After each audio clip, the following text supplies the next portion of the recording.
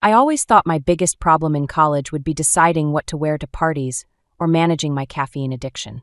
Instead, I'm staring at an email that's making my hands shake. 3 months of unpaid tuition. How is that even possible? My name is Harper, and up until 10 minutes ago, I was having a pretty decent Thursday morning. I'd aced my financial analysis midterm, scored free coffee from the campus cafe, thanks to a barista who can't spell my name right, and was planning to celebrate with my best friend Jake tonight. Now I'm sitting in my dorm room, trying to make sense of numbers that shouldn't exist. The Family Future Fund, that's what Dad always called it, was supposed to cover my entire degree.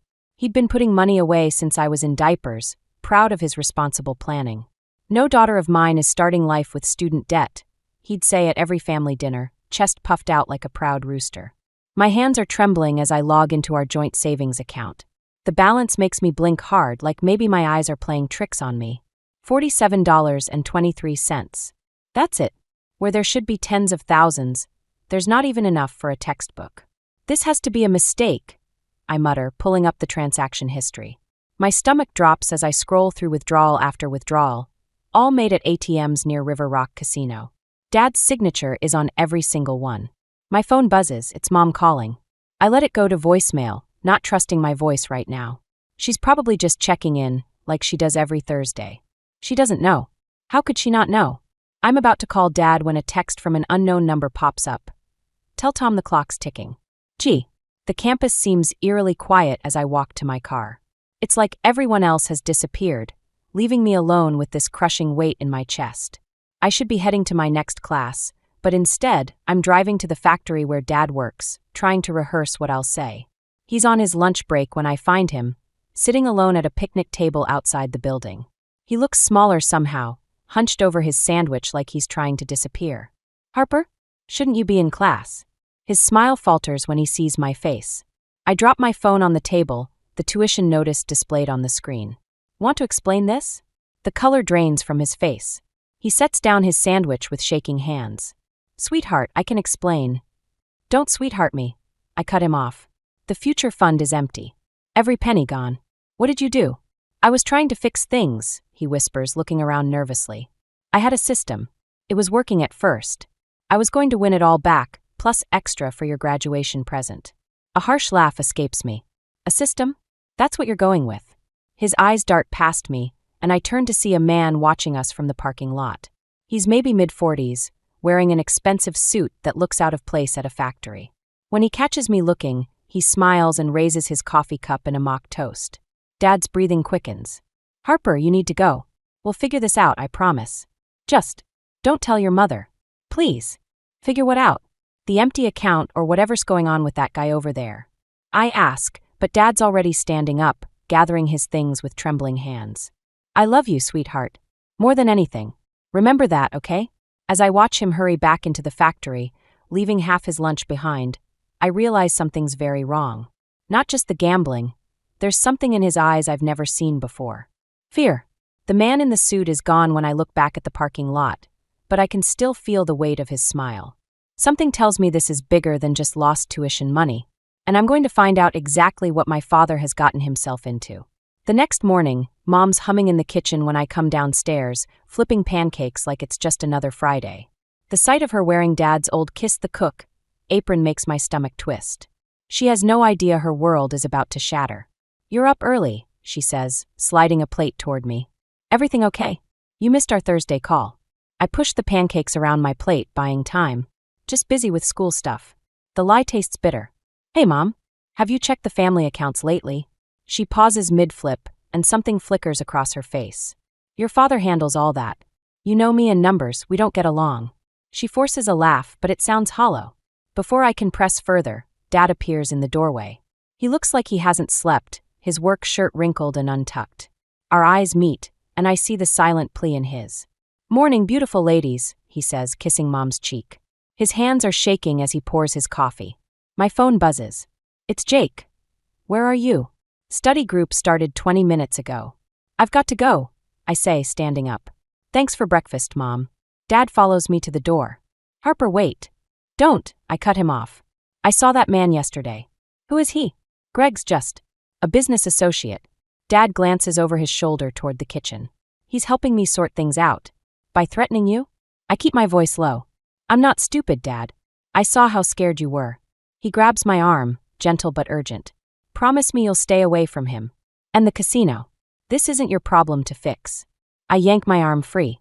You made it my problem when you gambled away my future. At the campus library, Jake's waiting outside with 2 coffees. One look at my face and his easy smile fades. That bad, huh? I need a favor, I say, taking the coffee.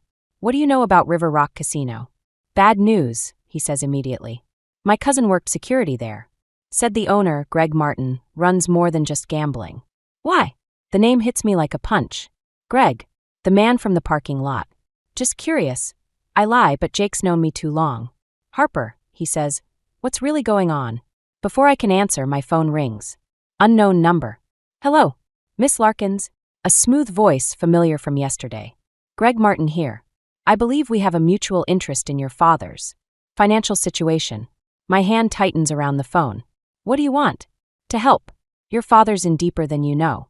Meet me at the casino tonight, and I'll explain everything. Come alone. The line goes dead.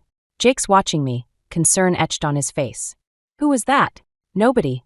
I say, but my mind's racing. I need to find a job. Today. Know anywhere hiring? He runs a hand through his hair. Linda's salon is looking for a receptionist. But Harper, you're scaring me. What's happening? I spot Mom's car pulling into the campus parking lot. She never comes to campus. Never. I've got to go, I tell Jake, already moving. Cover for me in study group? I duck behind a column as Mom parks. She's carrying a manila envelope and looks determined. My heart sinks as she heads toward the financial aid office. My phone buzzes again. Another text from Greg. TikTok. Tonight, 8 p.m. Unless you want Mommy to find out just how much Daddy owes. I watch Mom disappear into the building, clutching that envelope like a lifeline. She's probably trying to take out a parent loan, not knowing there's nothing left to borrow against. Standing there, caught between my mother's desperate attempt to help and my father's web of lies, I make a decision. I'll meet Greg tonight. Not because he threatened me, but because I need to know exactly what I'm up against. First, though, I have a job interview to get to. Because whatever happens next, I'm done relying on anyone else to secure my future. The River Rock Casino looks different at night. Neon lights paint everything in harsh reds and blues, making even the well-dressed people entering look slightly sinister. I sit in my car, watching Greg Martin greet guests at the entrance like some twisted version of a church welcoming committee. My new name badge from Linda's salon catches the light on the passenger seat. The interview had gone well, too well. I knew your mother when she worked here, Linda had said, studying me with knowing eyes. Before she took the second job at the grocery store. The way she'd emphasized second job made me wonder how much she knew about our family's situation. Greg spots me and waves, all casual charm in his expensive suit. My hands clench the steering wheel as I remember Dad's face this morning.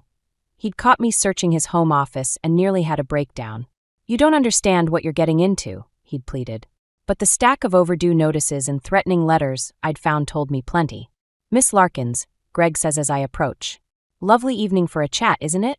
He leads me through the casino floor, past rows of machines designed to hypnotize and empty pockets. I spot Dad's favorite poker table, currently occupied by someone who looks just as desperate as he must have. Greg's office is exactly what you'd expect. All leather and mahogany, trying too hard to look legitimate. He gestures to a chair across from his desk. Your father's quite the player, he says, pouring himself a drink. Started small, but ambition got the better of him. Know what his tell is? I stay silent. He tugs his wedding ring when he's bluffing. Ironic, isn't it?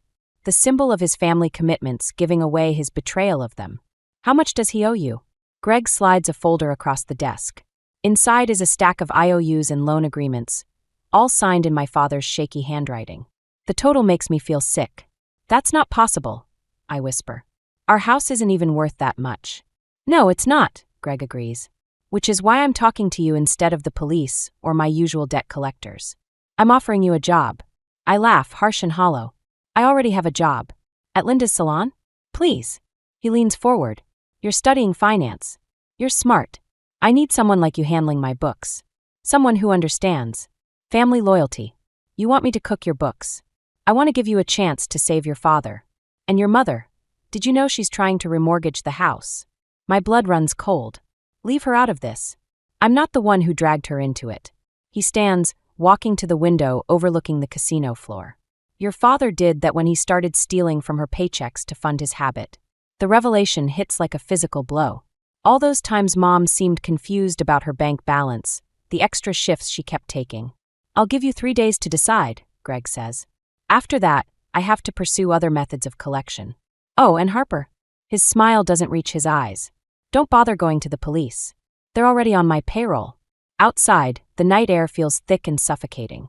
My phone shows 3 missed calls from Jake and a text from Mom asking where I am. As I reach for my car door, a hand grabs my arm. Harper, wait. It's Dad, wild-eyed and disheveled.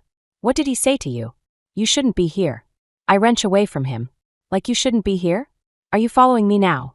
I'm trying to protect you. By stealing from Mom? The words explode out of me. By gambling away everything we have. His face crumples. I can fix this. I just need one more chance. No. My voice is steady despite the trembling in my hands. You need help. Real help. Either you tell Mom everything tomorrow, or I will. I leave him standing there under the neon lights, looking small and broken. In my rearview mirror, I see Greg watching from his office window, and I realize I've just made the situation infinitely more complicated. But maybe that's exactly what I needed to do. My first week at Linda's salon taught me more about my family's secrets than 23 years of living with them. Turns out everyone gets honest in a hair chair, especially about other people's business. Your mother used to work double shifts here, Linda mentions while counting out my first paycheck. Even after that incident with Greg Martin's wife. I nearly dropped the appointment book. What incident? Linda's expression shifts, realizing she said too much. Ancient history, dear. Though it might explain why Ellen left so suddenly. She busies herself with the register, but I catch her watching me in the mirror. My phone buzzes. Greg's 3-day deadline ends tomorrow. I've been dodging his calls, but the weight of his offer sits heavy in my stomach. The salon's front door chimes and Mom walks in. Harper. She stops short, confusion crossing her face. You're working here? Started Monday. I say, trying to sound casual. Why didn't you tell me you used to work here? Before she can answer, Linda emerges from the back. Ellen. What a surprise. Their smiles don't quite reach their eyes. Just dropping off some paperwork for Harper's financial aid. Mom says, clutching her purse like a shield. I didn't know. That I'd hire your daughter? Linda's tone is carefully neutral. History doesn't always have to repeat itself. The tension in the room thickens. Mom's hands are shaking slightly as she sets an envelope on my desk. I'll see you at home, sweetheart. I catch up to her in the parking lot. Mom, wait. What really happened here? She turns, and for the first time, I see something like anger in her eyes. Ask your father about Martha Martin. He seems to be spending plenty of time with her husband lately. The pieces click together like a terrible puzzle. Martha Martin, Greg's wife. Dad's gambling. Mom's sudden career changes. There's more to this story than just addiction. My phone buzzes again. Jake. Need to talk. It's about Greg Martin. Important. I find him waiting at our usual campus coffee spot, looking unusually serious. Remember how I said my cousin worked security at River Rock? He leans forward, lowering his voice. He kept records. The casino's just a front. Greg's running something bigger, and your dad's caught in the middle. What kind of records? Money laundering mostly. But there's more. He slides a USB drive across the table. Your mom's name is in here too, from 7 years ago. Something about a cover-up involving Martha Martin's accident. My coffee goes cold as Jake explains what he's found. Each detail makes the knot in my stomach tighter. Mom wasn't just a salon worker who quit. She was a witness. To what exactly? The salon's phone rings just as I'm returning from lunch. It's Greg. Time's up, Harper. Have you considered my offer? I watch Linda through the window, showing a client her new hairstyle. 7 years ago, she was here when whatever happened with Martha Martin went down. She knows something. I have a counter-proposal, I say, surprising myself. Meet me tomorrow. Same place, same time. And bring Martha. Greg's laugh is sharp. You're playing a dangerous game. No, I'm ending one. Either show up with your wife, or I take everything my friend's cousin documented to the FBI. The line goes silent for a moment. You're more like your mother than I thought, he finally says. Fine. Tomorrow night. I hang up and turn to find Linda standing behind me. Be careful, she says softly. Martha Martin's accident wasn't an accident. And your mother? She pauses, choosing her words carefully. Ellen did what she had to do to protect her family. Just like you're doing now. My phone lights up with a text from Dad. Don't trust Greg. Or Linda. Some debts aren't about money. I stare at the message, realizing I'm caught in a web that was spun long before I discovered that empty bank account. Tomorrow night, I'll finally learn the truth. About Dad's gambling, Mom's secrets, and what really happened to Martha Martin. But something tells me the answers might cost more than just money. Jake's apartment feels like the only safe place left in town. He's spreading printouts across his coffee table, bank statements, security logs, and what looks like medical records. The USB drive contained more than just casino records. Martha Martin's accident report doesn't add up, he says, highlighting dates. She was admitted to the hospital the same night your mom quit the salon. But look at this. He points to a bank transfer. 2 days later, a large sum moved from Greg's account to your parents'. My hands shake as I pick up the hospital report. Mom said she was just a witness. To what though? Jake runs his fingers through his hair, a nervous habit I've grown to recognize. Harper, there's something else. My cousin. He disappeared 3 months ago, right after he copied these files. A knock at the door makes us both jump. Through the peephole, I see Linda, looking more disheveled than I've ever seen her. Your mother's in trouble, she says when I open the door. Greg knows you have the files. He's at your house right now. My phone shows 5 missed calls from Mom. The last voicemail is just background noise and what sounds like arguing. What really happened 7 years ago? I demand. The truth this time. Linda sinks into Jake's armchair, suddenly looking every bit her age. Martha found out about Greg's operation. She came to the salon that night, threatening to expose everything. Your mother tried to calm her down, but Greg showed up. Things got heated. And the accident wasn't supposed to be fatal. Linda's voice cracks. Greg only meant to scare her, but Martha hit her head. Your mother helped clean up the scene. Greg promised to leave your family alone if she stayed quiet. But he didn't, Jake says, connecting the dots. He started gambling with your dad to keep control over your family. My phone buzzes, a text from Greg. Time to finish what your mother started. Bring the files to the salon. Now. I have to go, I say, gathering the papers. Jake grabs my arm. Harper, wait. This isn't just about money anymore. These people are dangerous. They've been dangerous for 7 years. I pull away. And my parents have been paying for it. Then let me help, he pleads. My uncle's a federal agent. 1 call. And what happens to my mom? She helped cover up a death, Jake. Linda stands. I'm coming with you. I was there that night too. It's time we both faced our part in this. My phone buzzes again. Dad, don't come home. Get somewhere safe. I'm handling it. But I can't run anymore. 7 years of secrets and lies have torn my family apart. Mom's silence. Dad's gambling. All of it connected to one night at the salon. Jake, I say, turning back to him. If you don't hear from me in an hour, call your uncle. Send him everything. He steps closer. And for a moment I think he might try to stop me. Instead, he kisses me, quick and desperate. I'm giving you 30 minutes. Then I'm calling, with or without your permission. The drive to the salon feels surreal. Linda sits beside me, clutching her purse like it contains secrets of its own. Maybe it does. Your mother was trying to protect Martha that night, she says quietly. Greg was the one who pushed her. We all just watched it happen, then helped him cover it up. I park behind the salon, where Mom's car sits empty. Through the windows, I can see movement inside, shadows playing across the darkened shop. Whatever happens, Linda says as we approach the door, remember that sometimes the worst choices come from the best intentions. I think about Dad's gambling, Mom's silence, and all the lies told to protect me from this moment. About Jake's kiss and his 30-minute deadline. About Martha Martin, who died because she tried to expose the truth. My hand reaches for the door handle. It's time to finish what started 7 years ago, one way or another. The salon's bell chimes as we enter, but it's not the cheerful sound I remember from my shifts.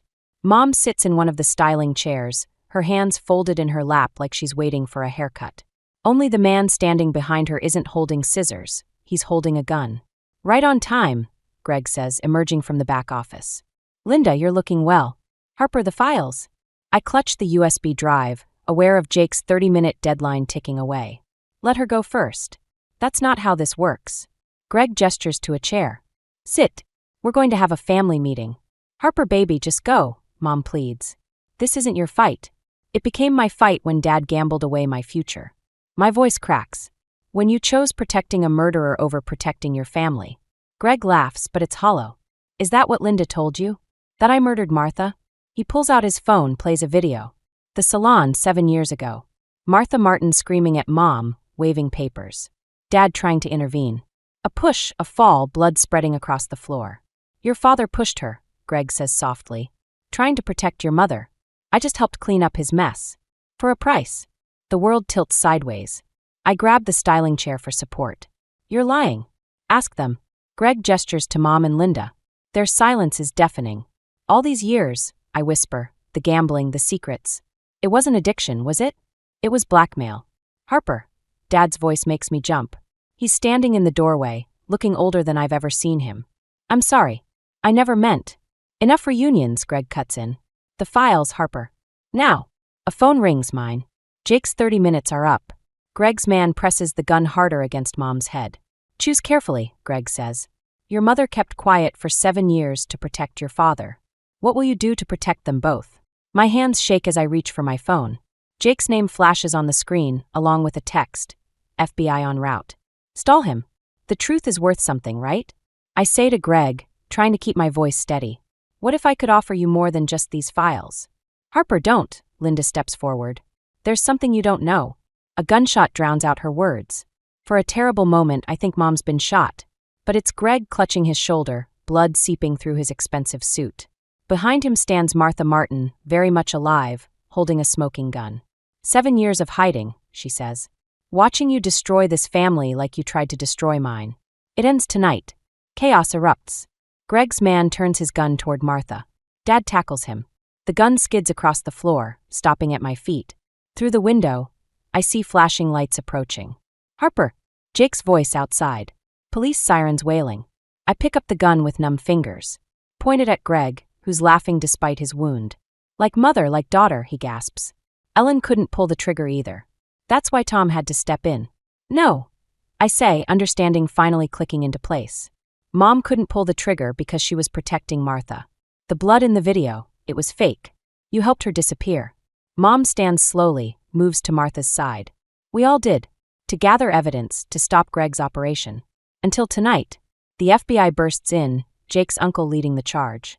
As they read rights and secure the scene, I watch my family. The lies, the sacrifices, the secrets all laid bare under fluorescent lights. Jake pulls me into his arms, and I finally let the gun fall. I got your scholarship letter, he whispers. Full ride to Stanford. I can't leave. I start, but Mom cuts me off. Yes, you can. She takes my hand. We protected you for 7 years. Now it's time for you to live your life. Dad nods from where he's giving his statement. No more secrets, he promises. No more debts. But as they lead Greg away, I realize some debts can never be repaid. And some secrets protect more than they harm. The question is, which kind of secret am I keeping by not telling them about the second USB drive?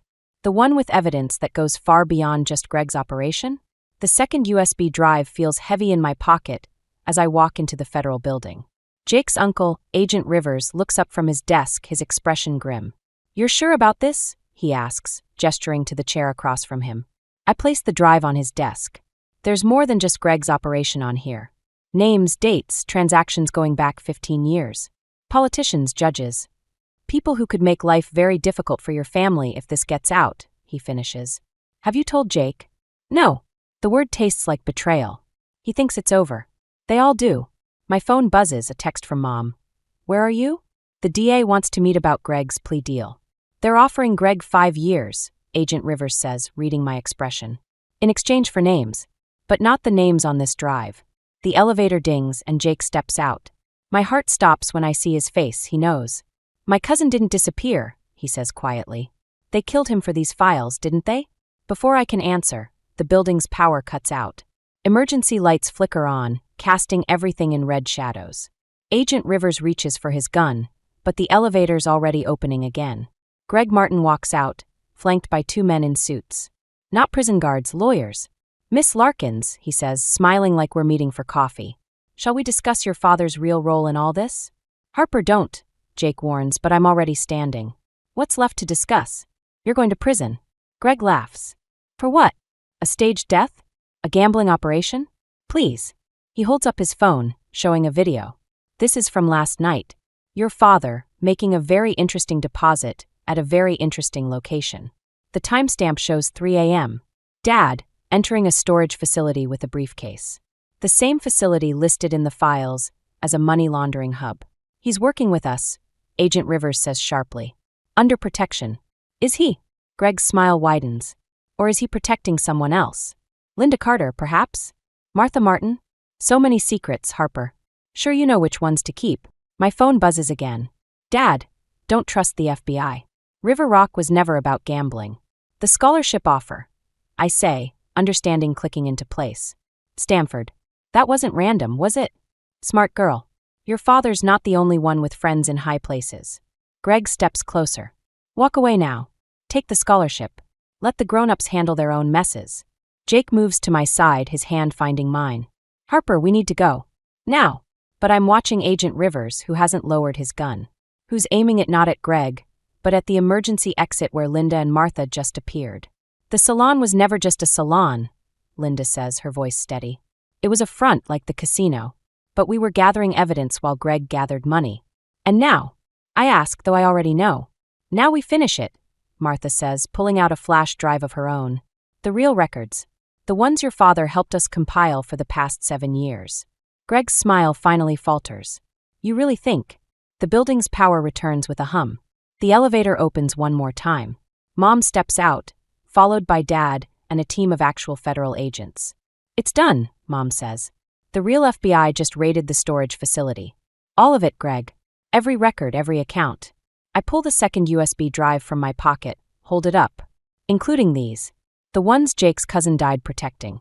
The ones that prove who really runs River Rock.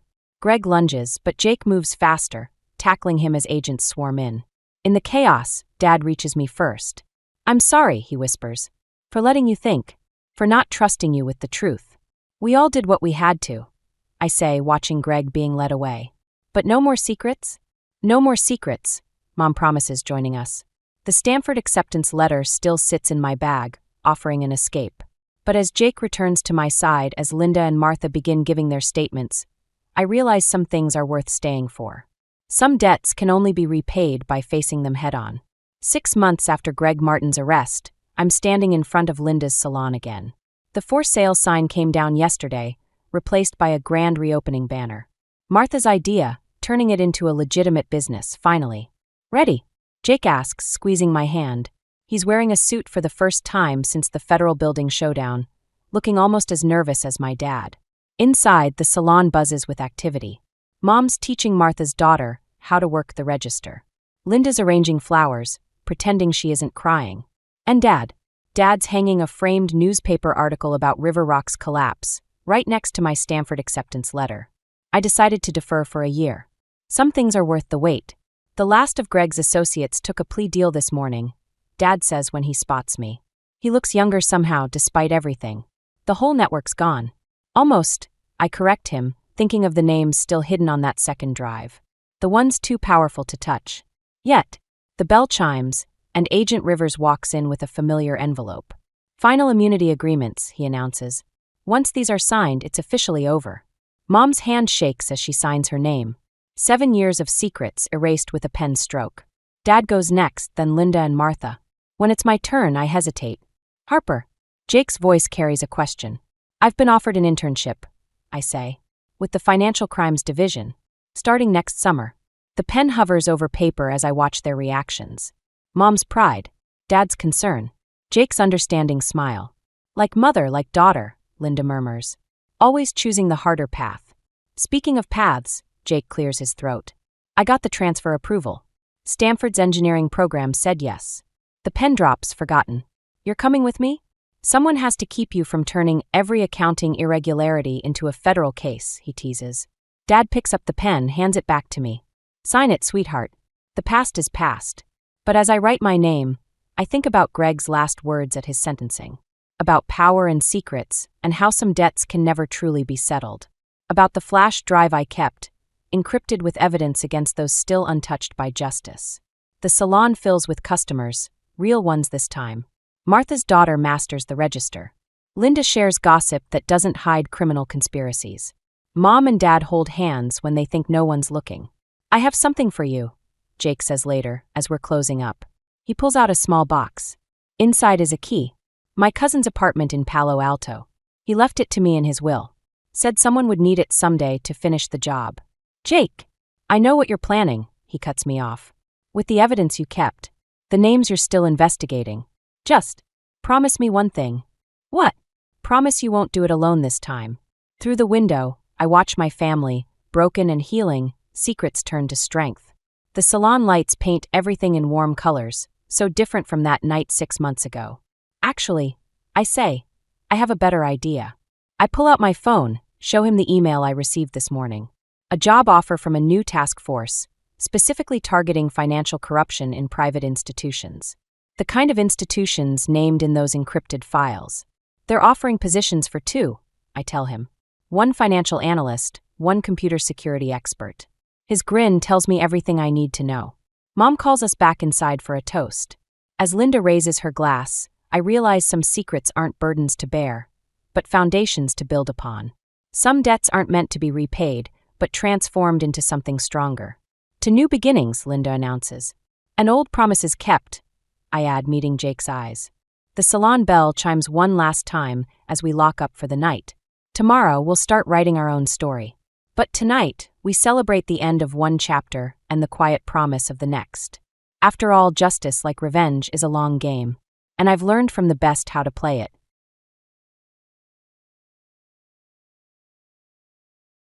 I never imagined how my life would pan out. This is my tale, and my name is Anna. I was raised by kind farmers who instilled in me the importance of diligence and hard work. We had been taking care of the crops and livestock before the sun came up since I could walk. Back then, life was easy. After going to school, I would return home and assist on the farm. The purpose of weekends was to catch up on household tasks and spend time with family. I was content with the knowledge I had. However, following my high school graduation, everything changed. Thank God, my parents didn't want me to grow up on a farm. Anna, we've been talking, my dad stated one evening during supper. I agree with your mother that you ought to attend college. And my universe expanded instantly after that. After packing my things, I relocated to the city, which was like a whole new planet from my previous surroundings. It was an experience going to college. The individuals were the ones who truly opened my eyes, even though the lessons were intriguing. Students arrived from a variety of backgrounds, and I was surprised by their aspirations and intentions. And then in my 3rd year, I met Scott. He was much different from the country guys back home. He was charming and self-assured. Scott appeared to have a clear vision of his ideal existence. Life is too short to work all the time, he would remark as he lay on the library's lawn. We should enjoy it while we're young. I became engrossed. Instead of life being a work list, he made it look like an adventure. After we started dating, we were discussing marriage before I realized it. My folks were wary when I informed them. They were eager to meet and get to know the man who had captured my heart, Scott.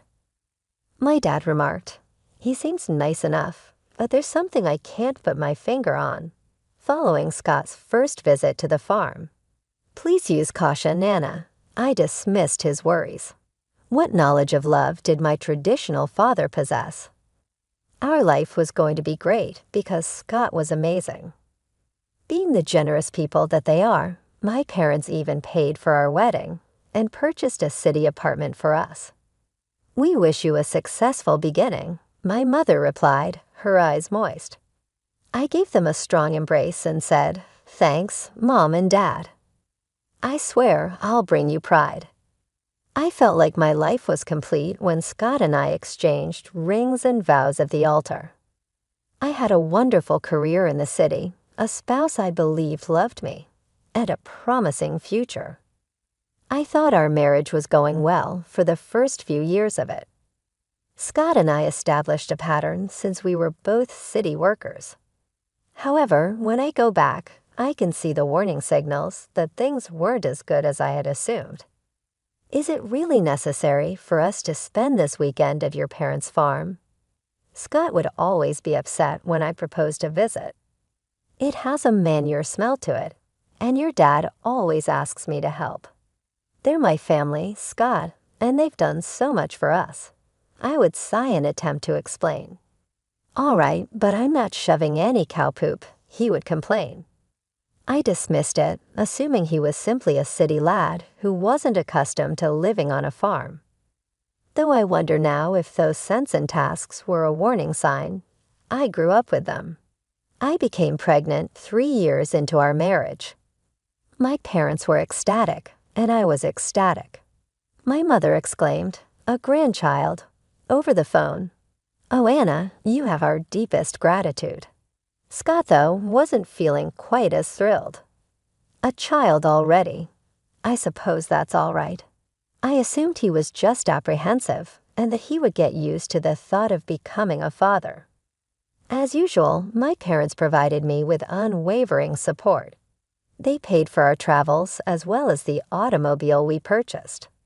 Though Scott seemed to take it all for granted, I was really appreciative. Obviously, they're assisting us, he would respond. Parents are expected to do that.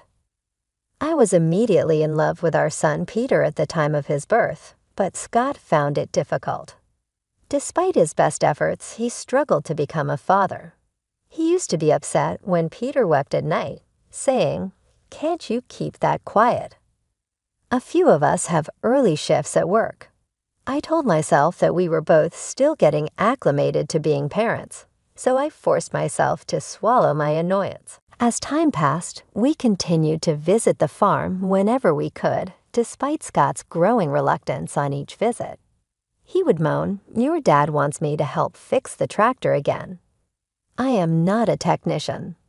I used to see my dad and Scott working together, with my dad patiently demonstrating fixes for him as Scott clumsily fumbled with the equipment, appearing irritated. Then my parents died within a year of one another. I was devastated. I cried into Scott's shoulder. They're gone. It's unbelievable that they're truly gone.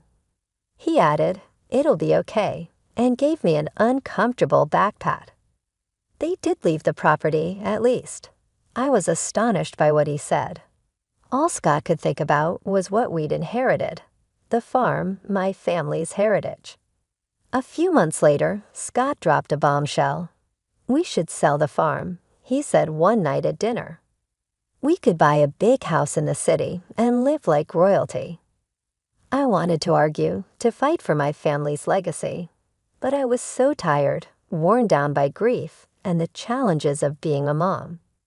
Wasn't I supposed to support my husband's decisions? "Okay," I said quietly, "if you think it's best." And just like that, with a few signatures on some papers, my family's history was sold to the highest bidder. The money went into our joint account, and Scott was overjoyed. "We're set for life, Anna," he said, thrilled. "No more working ourselves to the bone. We can do whatever we want now." I nodded and smiled, trying to push down the emptiness I felt inside. This was what Scott wanted, and as his wife, wasn't I supposed to support him? After selling the farm, life changed. The money from the sale gave us some comfort. I'll give Scott that. We didn't have to work as hard anymore. We both cut back to part-time hours, and for a while, it felt like we were living the dream. But as time passed, I started noticing things. Scott, who had never been much of a hard worker, seemed to lose all motivation. He'd quit jobs without a second thought, always with some excuse. That boss was a jerk, he'd say, or they expected too much. "I'm not a slave, you know." I tried to reason with him. "Scott, we can't live off the farm money forever. We need to think about the future." He just waved me off. "Relax, Anna. We're set for life. Why work ourselves to death?" Meanwhile, our son Peter was growing up quickly. He finished high school, then college, and soon he was working and living on his own. I was so proud of him, but I missed having him around. One day, I was reading the newspaper when a name jumped out at me, It was an article about a successful concrete plant owned by Scott's Uncle John. "Scott," I called out, "did you see this article about your Uncle John?"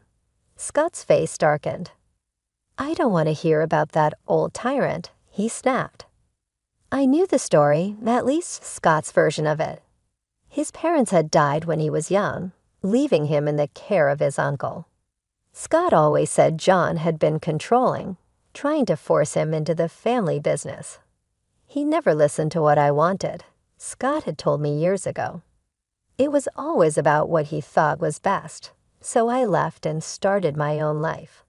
Looking at Scott now, lounging in his robe at 1 o'clock in the afternoon, I couldn't help but wonder if there was more to the story. "Maybe it's time to make peace," I suggested gently. "It's been years, Scott. People change." Scott's reaction was instant and explosive. "Make peace with that control freak? No way. Drop it, Anna." I let it go, but the whole thing left me feeling uneasy. There was so much anger, so much resentment in Scott's words. It made me wonder what else he was holding on to, what other parts of himself he was keeping hidden. One quiet Friday afternoon, I overheard Scott on the phone. His voice was short and cold. "I'm not interested in his life, and it doesn't concern me," he said sharply before hanging up. My curiosity got the better of me. "Who was that, honey?" I asked. Scott's face showed no emotion. "Hospital. My uncle's sick. If he dies, maybe I'll finally get something out of him." I was shocked. "Scott, that's a horrible thing to say. He raised you." "Yeah, and he made my life hell," Scott snapped. "I'm not going to see him." End of story. He picked up the remote and settled back into his chair. Something broke inside me. This wasn't the man I had married.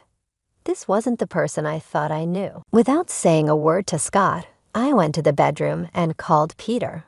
"Hey, sweetie," I said when he answered. "How would you feel about meeting your great-uncle?" Peter was surprised, but agreed quickly.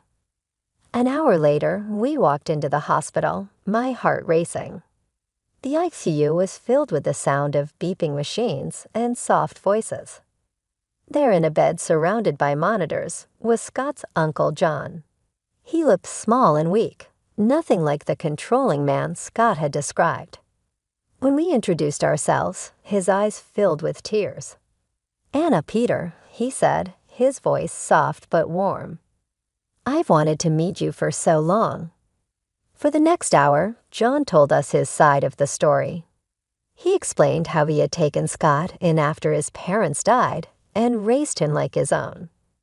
"I loved that boy," John said, his voice breaking. "I wanted him to have everything, carry on the family business, have a good life. But Scott had other ideas."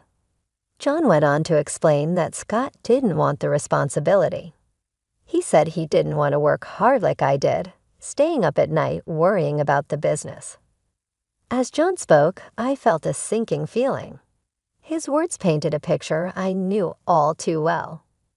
"Scott demanded I sell the business," John said, shaking his head. "He wanted me to give him a monthly allowance, an apartment, a car. He said I owed him a carefree life." I glanced at Peter, and I could see the same shock on his face. "I told him that's not how life works," John continued. "I begged him to stay and learn the business, but he just got angry. He said he'd find a rich wife and never have to work again." I sat in Uncle John's hospital room, and memories from the past 12 years flooded my mind. It was like I was finally seeing the truth. Scott had never kept a job for long. He always worked part-time, called in sick, and took lots of days off. I had always thought it was because he was stressed or just a free spirit, but now I understand. He would always say, "Life is for fun, Anna. Why work so hard?" A sick feeling hit me. As I realized that Scott didn't marry me for love, he married me for my family's money, for the easy life he thought I could give him. I was just a way for him to get what he wanted, the rich wife he had promised his uncle he'd find. Tears filled my eyes as the truth sank in. Our life, our marriage, our family, it had all been built on a lie. Uncle John's weak voice pulled me from my thoughts. "I'm so sorry," he said. "I wanted to leave something for you and Peter, but I can't." "It's okay," I said, squeezing his hand. "We don't need anything." "I had plans," John continued, sounding upset. "A new project. It would have changed everything, but I ran out of time." Suddenly, John's face twisted in pain, and the machines around him started beeping urgently. A nurse rushed in. "You need to leave," she said. A few days later, the call came. Uncle John had passed away. When I told Scott, his reaction made my blood run cold. "Finally," he exclaimed, grinning. "Took the old bastard long enough." I stared at him, horrified. "Scott, he was your uncle. He raised you." Scott waved me off. Yeah. So when's the funeral?" "Do I need to go?" In the end, Scott didn't attend the funeral. Peter and I arranged it ourselves. It was a small, dignified service that I hoped would have made Uncle John proud. While I was mourning a man I had barely known, my husband was at home celebrating, calculating his new wealth. I overheard him on the phone when I got home, saying, "The factory's got to be worth at least $30 million. Can you believe it? I'm rich." I watched Scott strut around the house, bragging about his inheritance, and felt nothing but disgust. This wasn't the man I thought I'd married. He was a stranger in my husband's skin. Then things got even worse. One evening, Scott looked at me with cold eyes and said, "Anna, you're getting kind of old for me. I think it's time for an upgrade." I couldn't believe what I was hearing. "Excuse me?" I asked. He shrugged, not even trying to look guilty. "You heard me. I'm rich now. I can do better." Over the next few weeks, Scott's behavior spiraled out of control. He stayed out late, coming home in the early morning reeking of alcohol and perfume. More than once, I was left feeling like I had lost everything. I noticed lipstick stains on Scott's collar, and every time I confronted him, he brushed me off. "Mind your own business," he'd say. "You should be grateful I come home at all." One night, as I lay awake listening to him stumble in at 4:00 a.m., I realized something had to change. I couldn't keep living like this. I deserved better, but more importantly, I needed to know the truth. About Scott, about the inheritance, and about the life I thought we had built together. One morning, after another night of Scott coming home at dawn, I'd had enough. "Where were you?" I demanded, my voice shaking with anger and hurt. Scott rubbed his bloodshot eyes and narrowed them at me. "None of your damn business, Anna. You should be grateful I even come back at all." I felt like I'd been slapped. Grateful. Is that what you think our marriage is? He ignored my question, his eyes calculating. "How much is left from your parents' inheritance? We must have some savings, right?" The sudden change of topic caught me off guard. "What, Scott? We've spent it all. The accounts are empty." His face twisted with disgust. "Empty? You've got to be kidding me." He paced the room, muttering to himself, then turned to me, his eyes cold. "Well, I guess that's it then. I'm done here. Done with you." Before I could respond, the front door opened, and Peter walked in. His eyes widened as he saw the tension in the room. Scott's demeanor shifted instantly.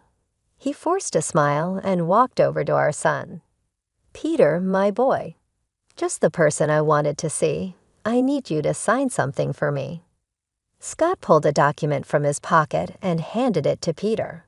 "It's just a formality. You're giving up any claim to Uncle John's estate. Since there's no will, it all comes to me anyway." Peter looked confused, glancing at me for guidance. After I gave him a small nod, he signed the paper without hesitation. Scott's grin was triumphant as he grabbed the document back. Then, as if a switch had flipped, he turned to me, his voice cold and flat. "I want a divorce," he said. "I never loved you, Anna. I just put up with you for your parents' money. But now I'm rich. I don't need you anymore." His words hit me like a punch. Even though, deep down, I had suspected this, hearing it laid out so bluntly was still devastating. "I'm moving to Uncle John's house," Scott continued, already packing a suitcase. "Don't try to contact me, it's over." And just like that, he was gone. 33 years of marriage packed into a suitcase and out the door. I stood there, frozen, trying to make sense of what had just happened. It felt unreal, like a bad dream. I couldn't hold it together any longer. "Mom." Peter's voice was soft, full of concern. "Mom, are you okay?" I turned to look at my son, my steady rock, and the dam broke. Tears poured down my face as Peter wrapped his arms around me. "It's okay, Mom," he whispered, holding me tight. "We'll get through this.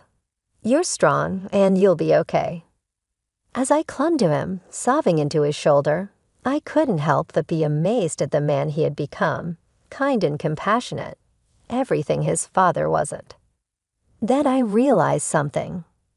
"You're the best thing he ever did," I whispered to Peter. "The only good thing to come out of this marriage." Peter hugged me even tighter, and in that moment, I knew that no matter what happened, I wasn't alone. I had my son, and together, we'd face whatever came next. The weeks after Scott left were a blur of pain and disbelief. I tried to stay strong, to focus on moving forward, but it wasn't easy. Scott seemed determined to flaunt his new life right in my face. It started with his Facebook posts. Pictures of Uncle John's mansion, which was now Scott's home, filled his timeline. I tried to ignore it and focus on healing. Then the photos changed. A young woman started appearing in them. She was blonde, beautiful, and barely older than Peter. In one photo, Scott had his arm around her, both of them smiling at the camera. The caption made me feel sick. Asterisk meet my fiancée Joyce. Upgrade complete asterisk. The call started almost immediately. Friends, acquaintances, even some of Peter's old teachers reached out. "Anna, dear, is everything okay?" We saw Scott's posts. "What's going on?" I couldn't take it anymore. The humiliation, the constant reminders of Scott's betrayal. It was all too much. So I did something I never thought I'd do. I called Scott and asked to meet after speaking with a lawyer. The day of the meeting arrived, and I waited at our old favorite cafe, divorce papers in hand. Scott strolled in with Joyce on his arm. She couldn't have been more than 27, her face covered in makeup.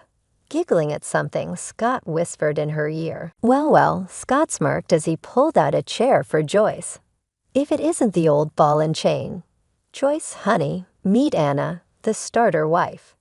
Joyce gave me a pitying look that made my blood boil, but I kept my cool. "I have the divorce papers here," I said, sliding them across the table. "I'm not asking for much, just the house. You can keep everything else." To my surprise, Scott picked up the pen without a word. "Fine, have your little house. I've got bigger and better things now," he said, scribbling his signature on the papers. Then he turned to Joyce, his voice dripping with fake sweetness. "Now I can finally be with someone I truly love, someone worthy of me." I gathered the papers, my hands shaking a little, and walked out of the cafe.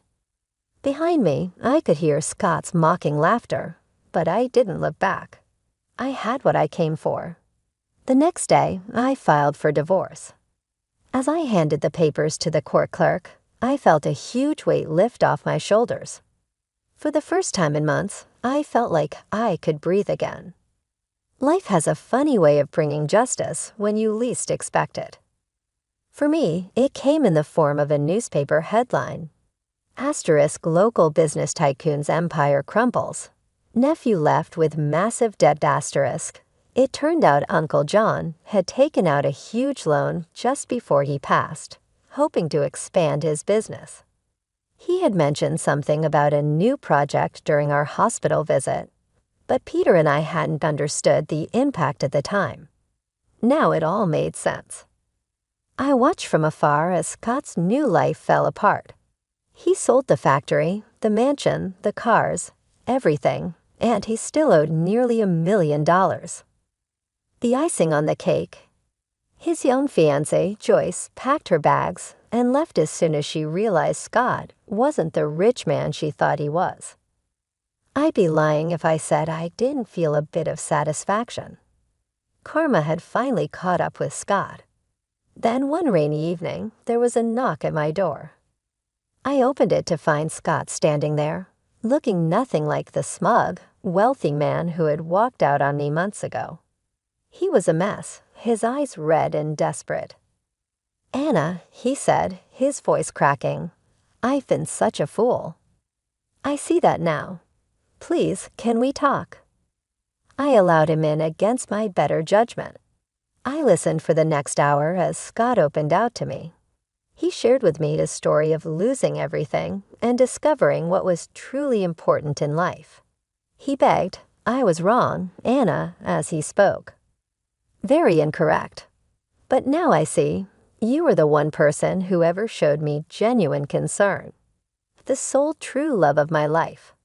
Then to my surprise, Scott dropped on one knee and produced a little velvet package. "Please give me another opportunity, Anna. Marry me. If we work together, we can overcome anything."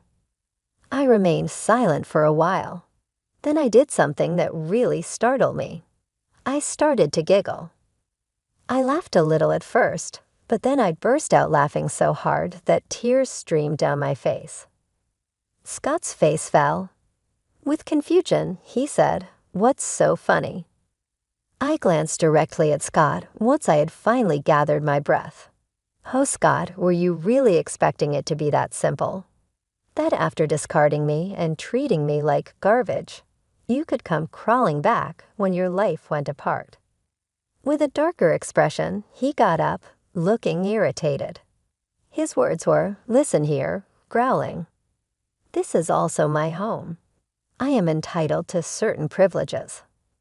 I quietly strolled up to the drawer that held the divorce paperwork, took them out, and presented his signature to him. "You don't, Scott. You gave up ownership of this house by signing. I own it. Now leave or I'll contact the police."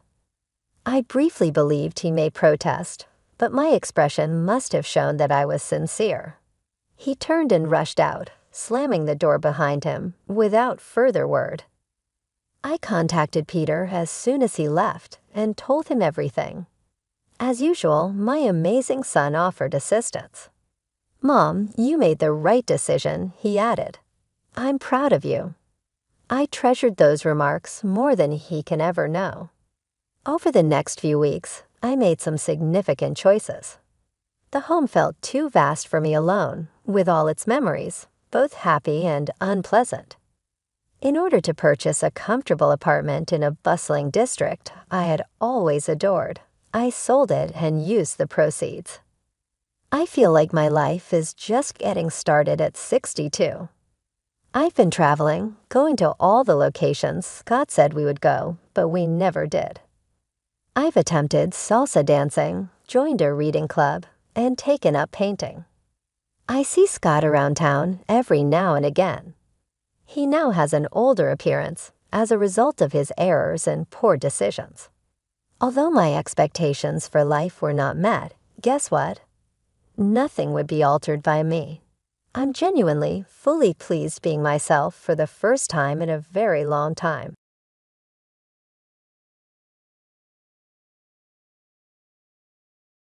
I couldn't believe what I heard when I questioned my mother-in-law, who smirked. "Why don't you just stay there forever?" while I was getting ready to return to my hometown to give birth. I want no more of your freeloading visage. Her rude remarks hurt, but I was able to remain composed and say, all right, take care then. I'm a 32-year-old professional named Michelle. I met Kevin 3 years ago at a party because we both loved music, and we have been together ever since. After exchanging numbers, we began spending our evenings together over drinks at the neighborhood pub, discussing anything from our favorite music to problems at work. Spending time with Kevin was always enjoyable and seemed to go very quickly. We soon got together as a relationship, and I've never been happier. We cherish spending weekends together, even if we have busy work. Imagining meeting Kevin at the end of the week motivates me to put in more effort and produce more. Our friendship has really aided my career by offering encouragement and support.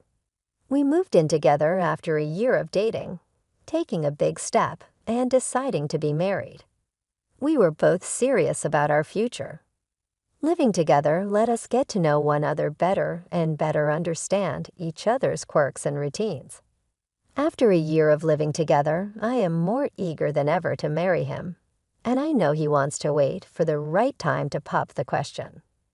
Then, unexpectedly, Kevin asked me to a fancy restaurant for supper. Although it wasn't a particularly noteworthy event, I couldn't get rid of the idea that this may be it.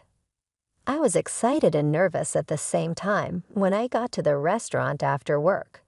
I observed that he appeared much more nervous than I did when I saw him. Kevin was clearly apprehensive, but in a strange way, it eased my own worry to see him that way. I laughed quietly at his earnest yet stilted greeting. As our lunch continued, Kevin's anxiety became more apparent. He whispered my name as we were clearing our plates. Michelle, his straight, sincere look unnerved me a little. Michelle, you are the most amazing person, and I will always treasure you. I'm hoping you think the same of me. Will you then marry me? He presented a ring along with some very moving comments. My reaction was happy and instinctive. Yes, I am eager for us to begin our lives together. When our engagement was officially announced, I was ecstatic. But the happiness was short-lived as life's responsibilities took over. We had to set up get-togethers with our families, get to know one another's families, and begin preparing for our wedding. It was difficult to juggle everything with our hard professions, but Kevin and I were able to find the time to carry out our ideas. My parents loved Kevin right away when I introduced him to them because of his warmth and genuineness. Their acceptance meant the world to me, and I was happy that they supported our marriage decision. But the encounter with Kevin's parents had an unanticipated twist. Kevin's mother said, rather plainly when she first met me, Kevin's fiancé, "You appear to be rather simple." Her angry remarks surprised me. Kevin interrupted me before I could reply, adding, "Mom, what are you saying?" "She's the woman I've chosen," he said in a combative tone. "I'm simply being truthful," his mother shot back. Then, in an attempt to defuse the situation, Kevin's father stepped in. "Susan, enough already. That is not appropriate." I was devastated by his mother's statements, and even though Kevin and his father tried to support me, I was unable to get past it. Kevin later expressed regret. "Michelle, I apologize for my mother. She's always been honest, perhaps overly honest." Kevin told me, shocking me with his candor, "I've never been completely comfortable with it either. So please try not to be affected by what she said. Please let me know right away if she says anything inappropriate after we are married." "I'll see to it," he really pledged.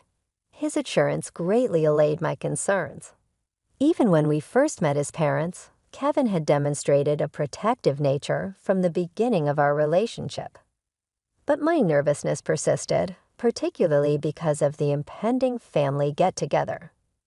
I couldn't help but worry that Susan, Kevin's mother, would also treat my parents disrespectfully. Kevin reassured me that he would handle things carefully, despite my worries.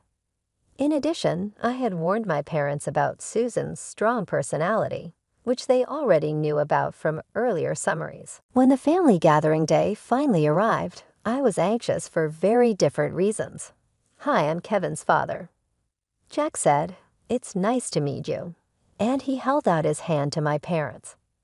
"We're Michelle's parents," my parents kindly replied, keeping the conversation lighthearted.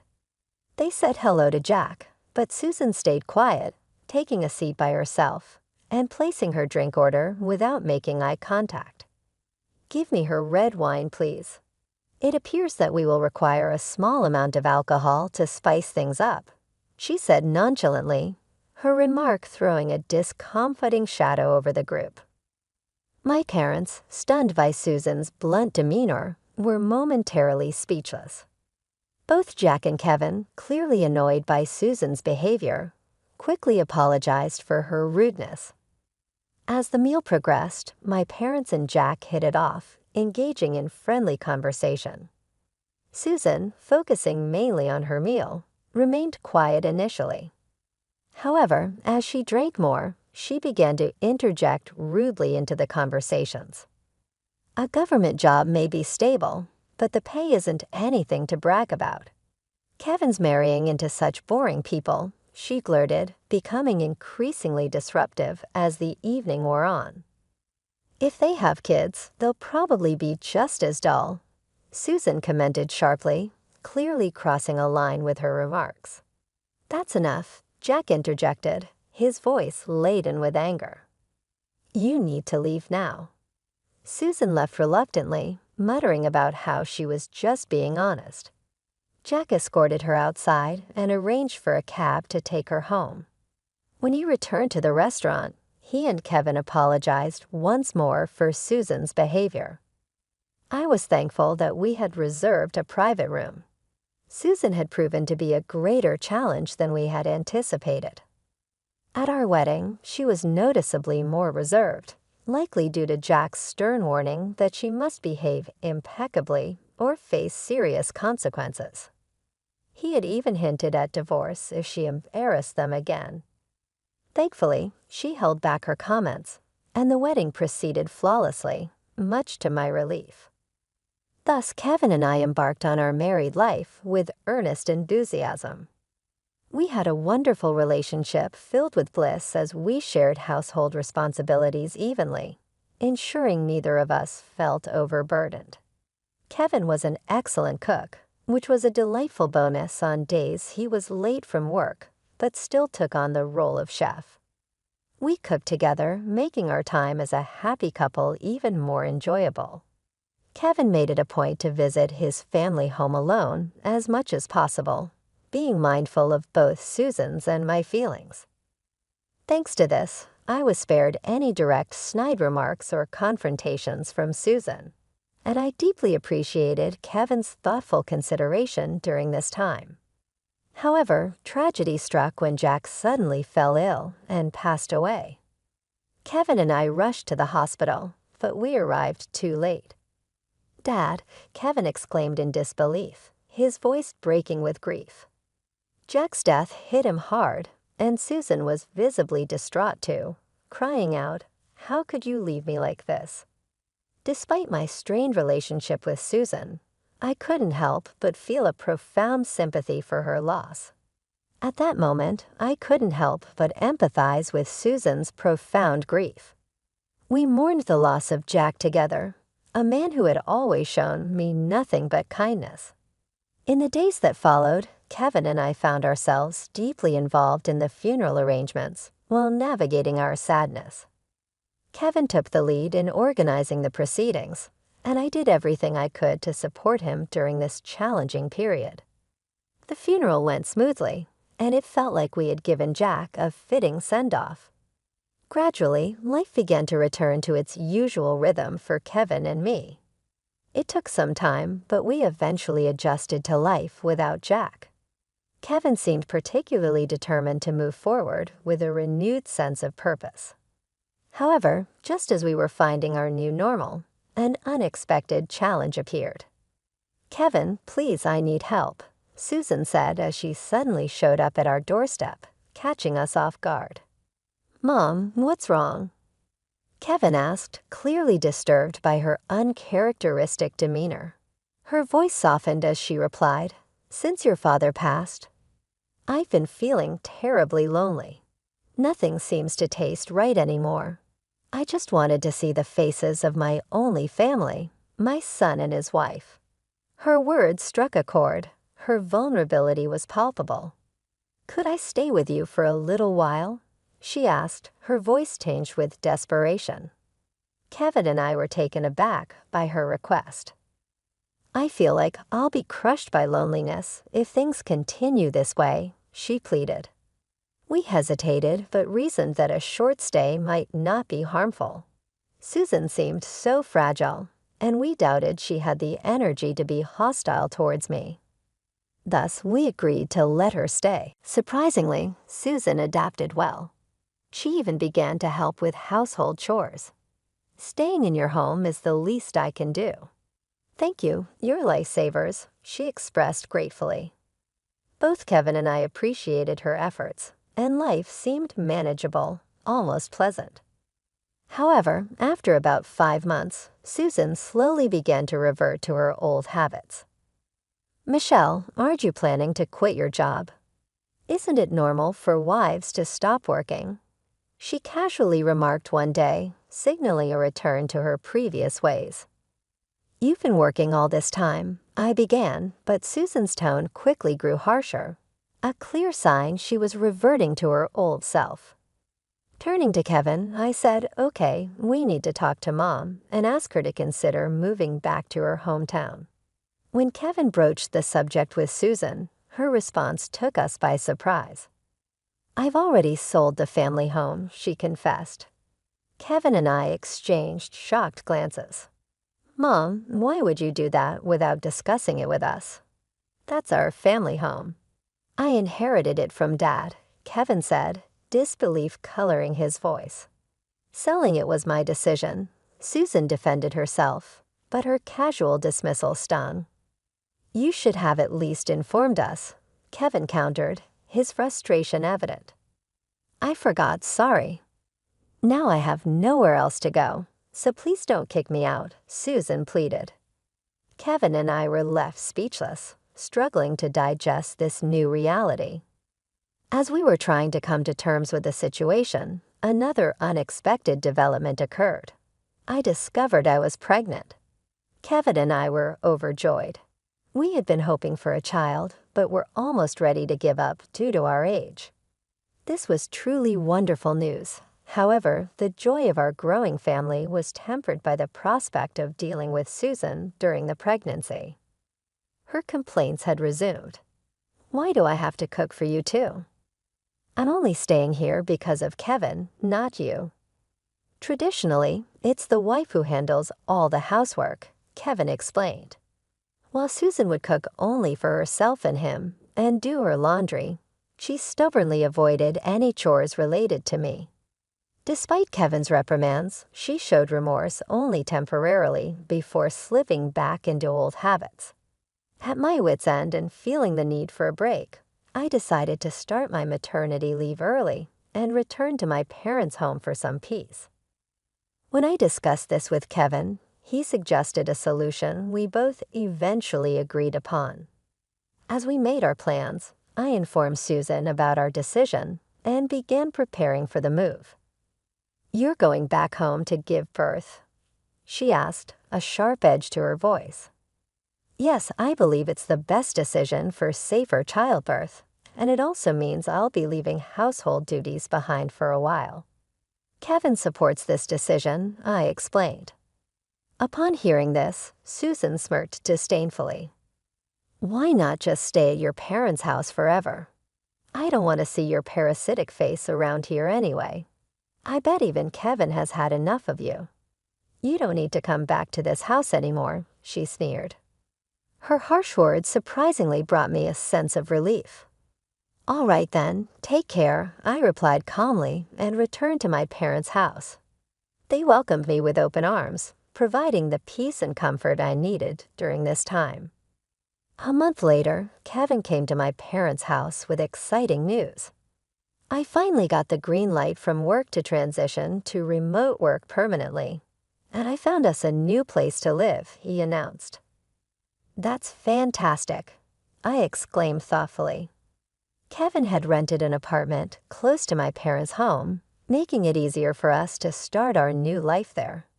He then terminated the lease on the room Susan had been staying in and finalized our move to the new apartment. Susan was clearly unsettled by these developments and called me in a panic. "Hey, Michelle, where are you?" "I'm at our new place with Kevin," I responded. "New place? Where?" Susan's voice sounded urgent and somewhat panicked. "I'll let you know in time, but I have to be honest. The lease here is being canceled, and everything's being moved out." "I can't stay here anymore," I explained calmly, emphasizing the fresh start Kevin and I were making. Kevin said he's cutting ties with me. "He doesn't want to talk to me anymore?" she asked, her voice cracking. "Yes, we're starting fresh somewhere else," I added, trying to make her understand the finality of our decision. "So you were just pretending to be nice to stay here, huh? This was your plan all along." Susan accused me of misunderstanding my intentions. "Because you couldn't make any money from selling the house you got from Jack, right?" "How did you find out?" I asked, surprised by her knowledge. "You were telling the neighbors how frustrated you were that the house your husband left had no value. Then suddenly, it was up for sale. People just can't keep quiet about things like that. Give me Kevin back. I'm that kid's parent, so I have the right to live with him. As I said before, he doesn't want to see you, and I won't pressure him into something he's uncomfortable with," I responded calmly. Upon hearing this, Susan's temper flared. "Who do you think you are, acting all high and mighty when you're just a broke, freeloading plain wife? That's not a nice thing to say." "But it's true," she snapped. I calmly said, "Well, I don't think our paths will cross much in the future, so it doesn't concern me. But let me be clear. I have a side gig in addition to my full-time job, and I actually make more money than Kevin," I said. "Oh, really? What is this side project?" Susan questioned with skepticism. "Since I first learned web design, I've been taking on initiatives related to that industry." I said, "My monthly income from both my full-time job and freelancing is roughly $10,000. "How come? That much? That exceeds what Jack used to produce." Susan was shocked by my financial circumstances. She obviously had no idea that the woman she had misjudged was making so much money. "But this is all of no significance to you." I firmly stated, "Kevin has severed relations with you, and I'll be removing myself even further." "Hold on. Maybe you could help me out if you're making that amount of money," Susan said wistfully. I made no hesitation. I blocked her number and hung up. Knowing Susan's genuine motivations and making her feel guilty was a comfort. I felt at ease knowing that I wouldn't have to deal with her ever again. Susan had no idea what was going on in our life anymore. She was unaware of my parents' residence or my place of employment.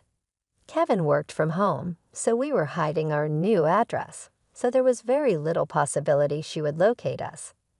Through rumors, we discovered that Jack had left behind very little in the way of inheritance, and Susan had a history of excessive spending.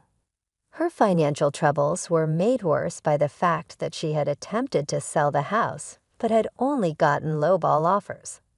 Her old behaviors were still there in spite of these difficulties. Kevin was called by a neighbor from our previous neighborhood who informed him that Susan's spending patterns remained the same. Her heavy reliance on payday loans has caused her debt to spiral out of control. Her financial problems grew worse when she even tried to approach her neighbors for loans, but she was unsuccessful in doing so. It seems as though she was finally being dealt with by karma. Kevin and I, meantime, were leading a contented existence, happily free from Susan's interruptions. We divided our time between my parents' house and our own as we were ready for our baby to arrive. We were thrilled about the future and looked forward to raising our family and savoring every second we had together with the baby on the way. Knowing the mayhem that had formerly encircled us, we truly valued this newfound quiet.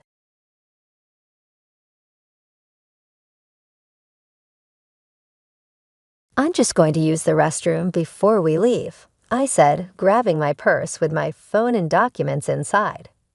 I stepped off the train, feeling the cool air of the platform on my face. I stood there watching as the train doors closed, as the whistle blew, and as it slowly began to pull away from the station. My phone buzzed in my purse, snapping me out of my thoughts. Scott's name flashed on the screen. I took a deep breath and answered. "Nancy, where are you?" Scott's panicked voice came through. "We're not on the same path anymore, Scott," I replied, my voice steadier than I felt. "I'm divorcing you." I hung up before he could respond. My hand shook as I opened my banking app and blocked Scott's access to our joint account. Barely a minute passed before my phone rang again. This time, it was Janet. I held the phone away from my ear as she shouted insults and threats, demanding that I pay for their trip and compensate them for emotional distress. When she finally paused for breath, I spoke calmly. "Janet, I'm not afraid of your threat. If you post any slander, I won't hesitate to take legal action." I blocked her number, then Scott's, and finally Larry's, just to be sure. Taking a deep breath, I called a cab and went home. The weekend passed in a blur of emotions and practical tasks. I packed Scott's belongings, contacted a lawyer, and drafted the divorce papers. By Friday morning, I felt drained but determined.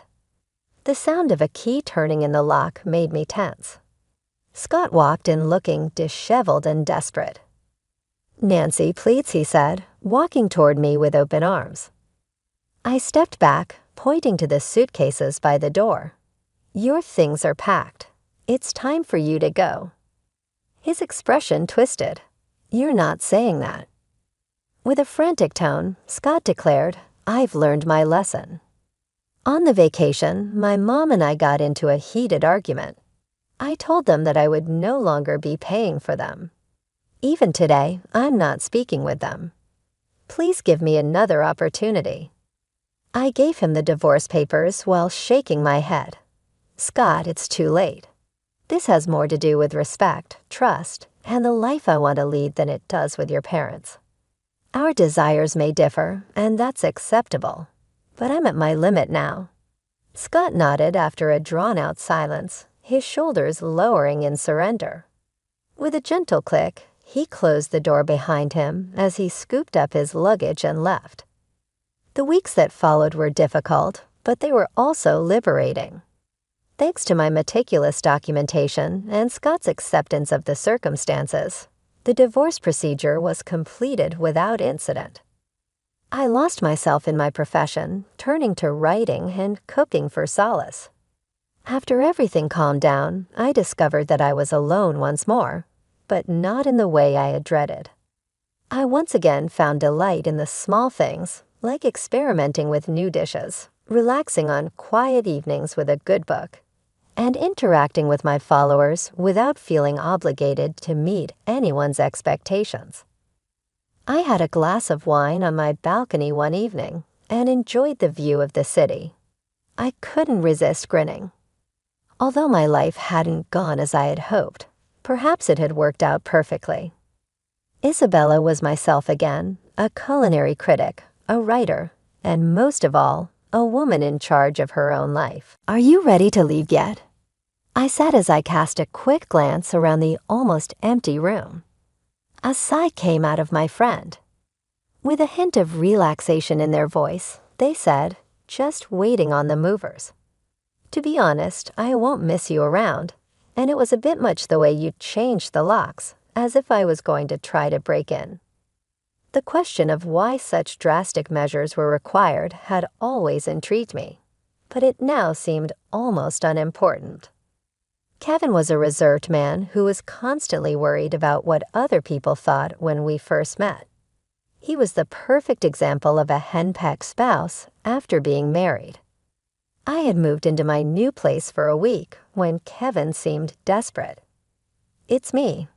Open up," he asked. I pretended not to see him, reacting to his fear with an act of deceit.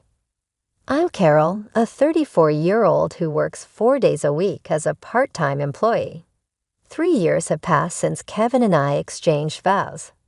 Even if we are childless, I think we may still be happy together. When we first got married, we used to talk about our future goals till the wee hours of the morning. We were both cautious at first, inexperienced in love, but I felt that we genuinely enjoyed one another's presence. One night I said to myself, let's be that couple that grows old together. Yes, that's a good concept. A boy and a girl, maybe 3 children." He concurred, saying, "That's exactly what I was thinking." Even for someone who wasn't very interested in dating or marriage, these light-hearted conversations were enjoyable. It was a surprise to meet Kevin. We first spoke at a gathering that I went to out of duty rather than excitement. We grew closer as a result of our mutual indifference and the fact that he appeared to be there on similar pretenses.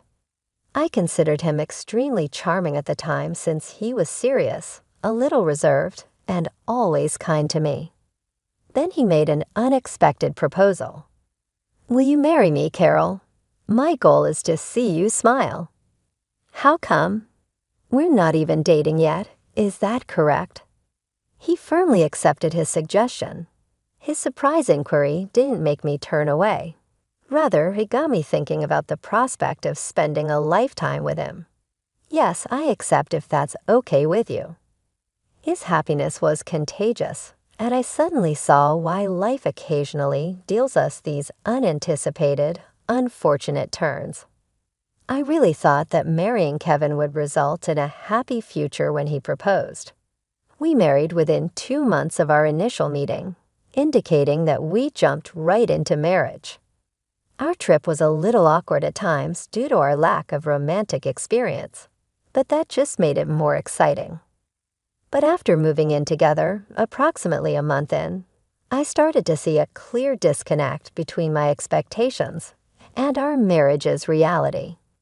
Kevin once came up to me with a more serious than normal expression.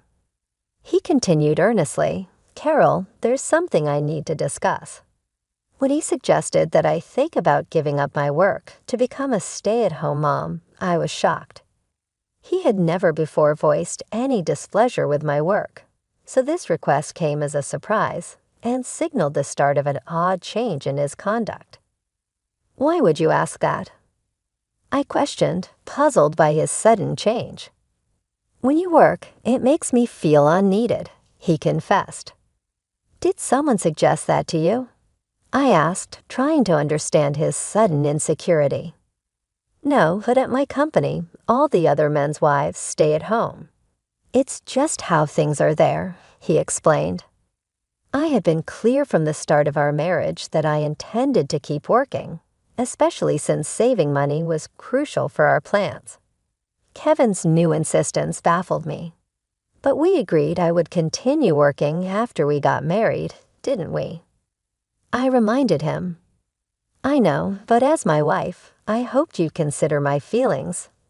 He responded, his concern more about fitting social norms than our mutual happiness. "Why not just pretend I've quit?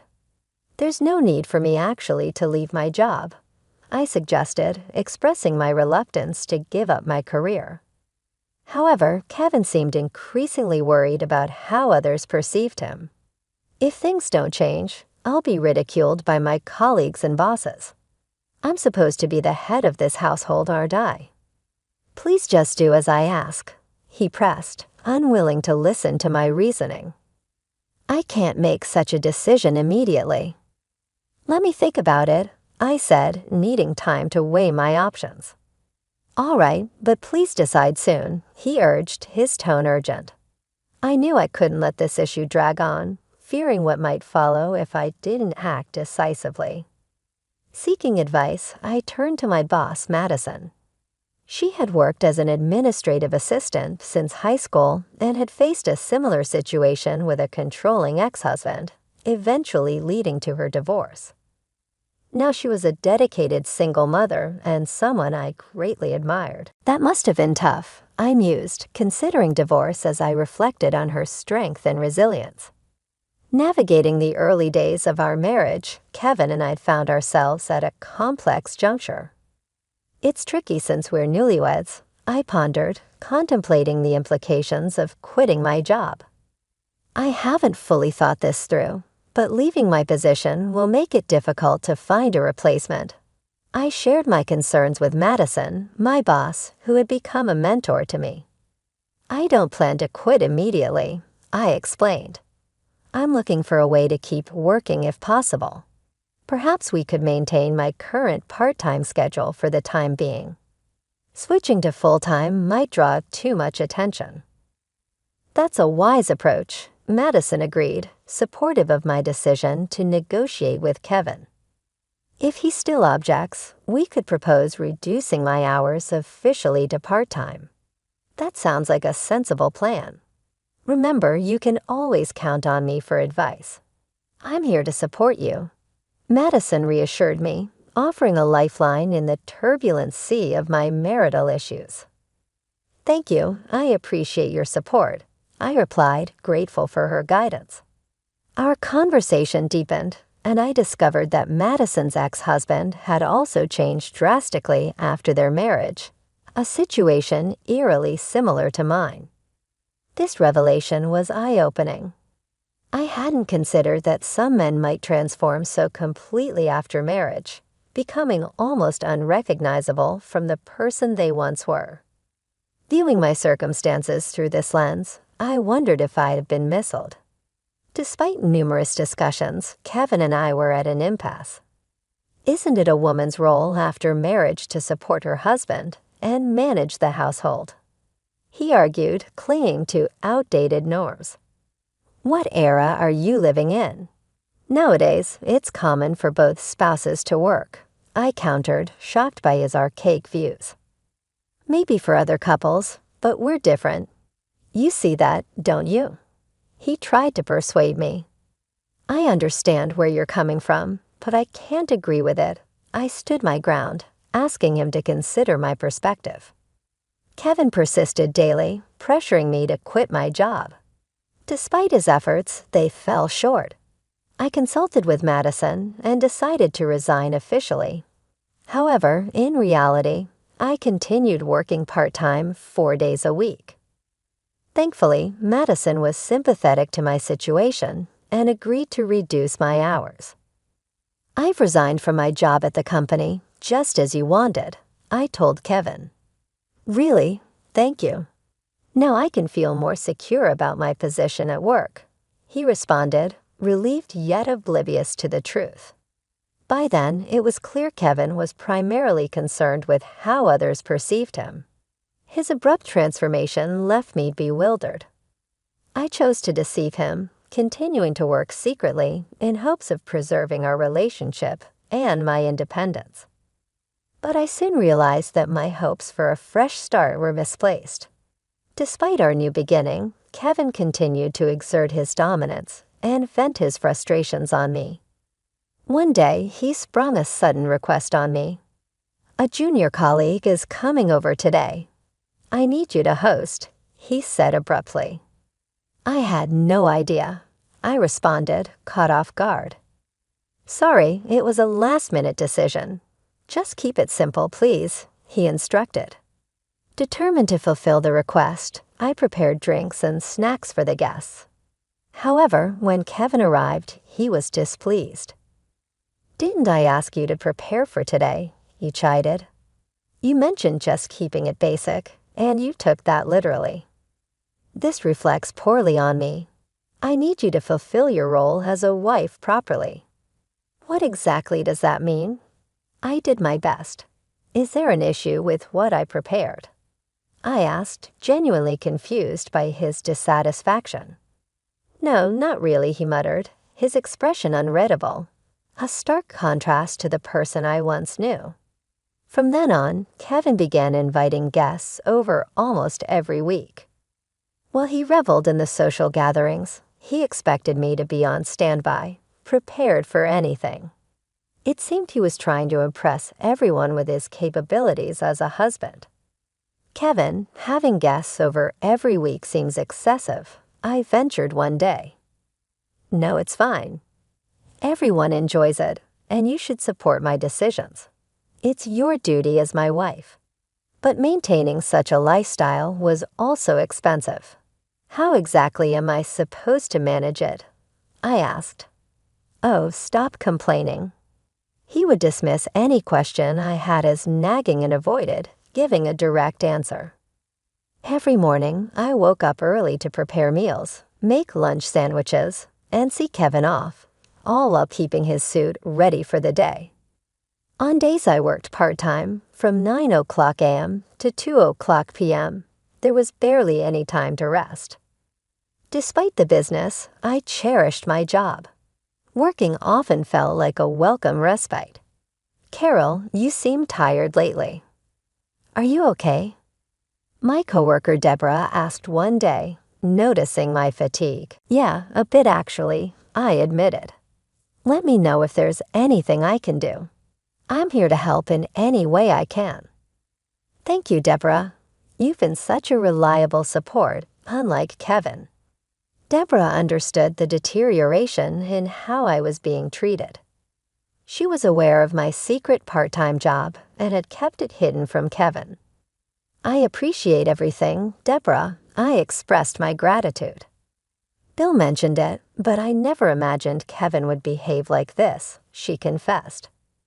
Neither did I. I've tried talking to him, but he won't listen, and we hardly have a meaningful conversation anymore. I'm sorry. If only I were stronger. I sighed, feeling overwhelmed. Don't be too hard on yourself. You're managing work and household tasks admirably. I appreciate all your help. I'm glad to hear that, I replied, grateful for her kindness.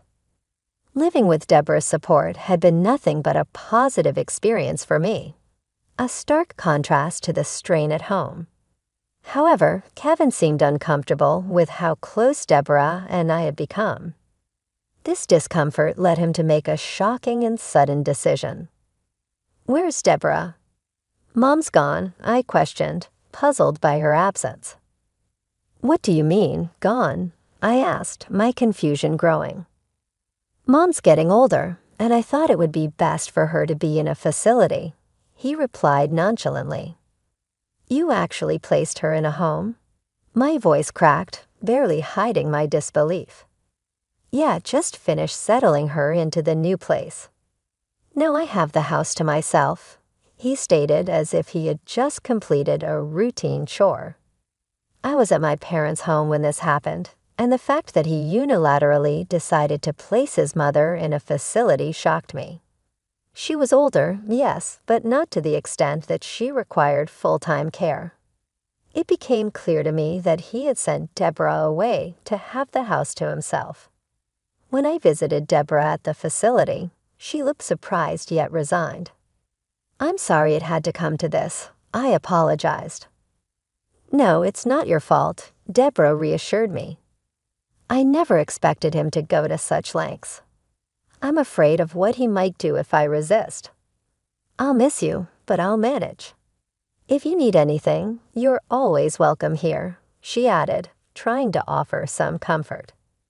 Thank you, I replied, feeling the weight of the situation.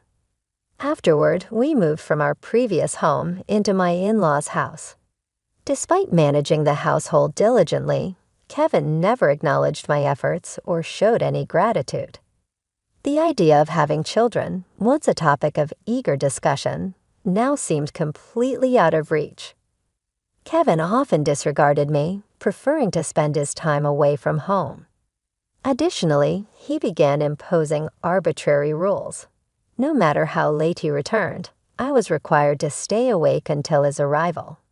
If I happened to wake up later than him in the morning, he would become upset. "What time will you be home today?" I asked one evening. "I'm not sure. Just stay up until I get back, okay?" he instructed. One day, after a similar exchange, when Kevin returned home, I noticed something unusual. As I took his suit to hang it up, the air was fragrant, a sweet feminine scent that was unfamiliar to me, as I didn't wear perfume. It was unmistakable evidence of an affair. Whenever he came home late, I would catch whiffs of the same perfume. That day, he unusually suggested I go to bed before him, raising my suspicions even further. Quietly, I went to the living room and overheard their conversation. "Oh, she's clueless." "When are you going to leave her?" a woman's voice asked. "I'll kick her out soon enough," Kevin's voice responded. Clearly, their voices carried easily, especially the woman's, which was quite loud.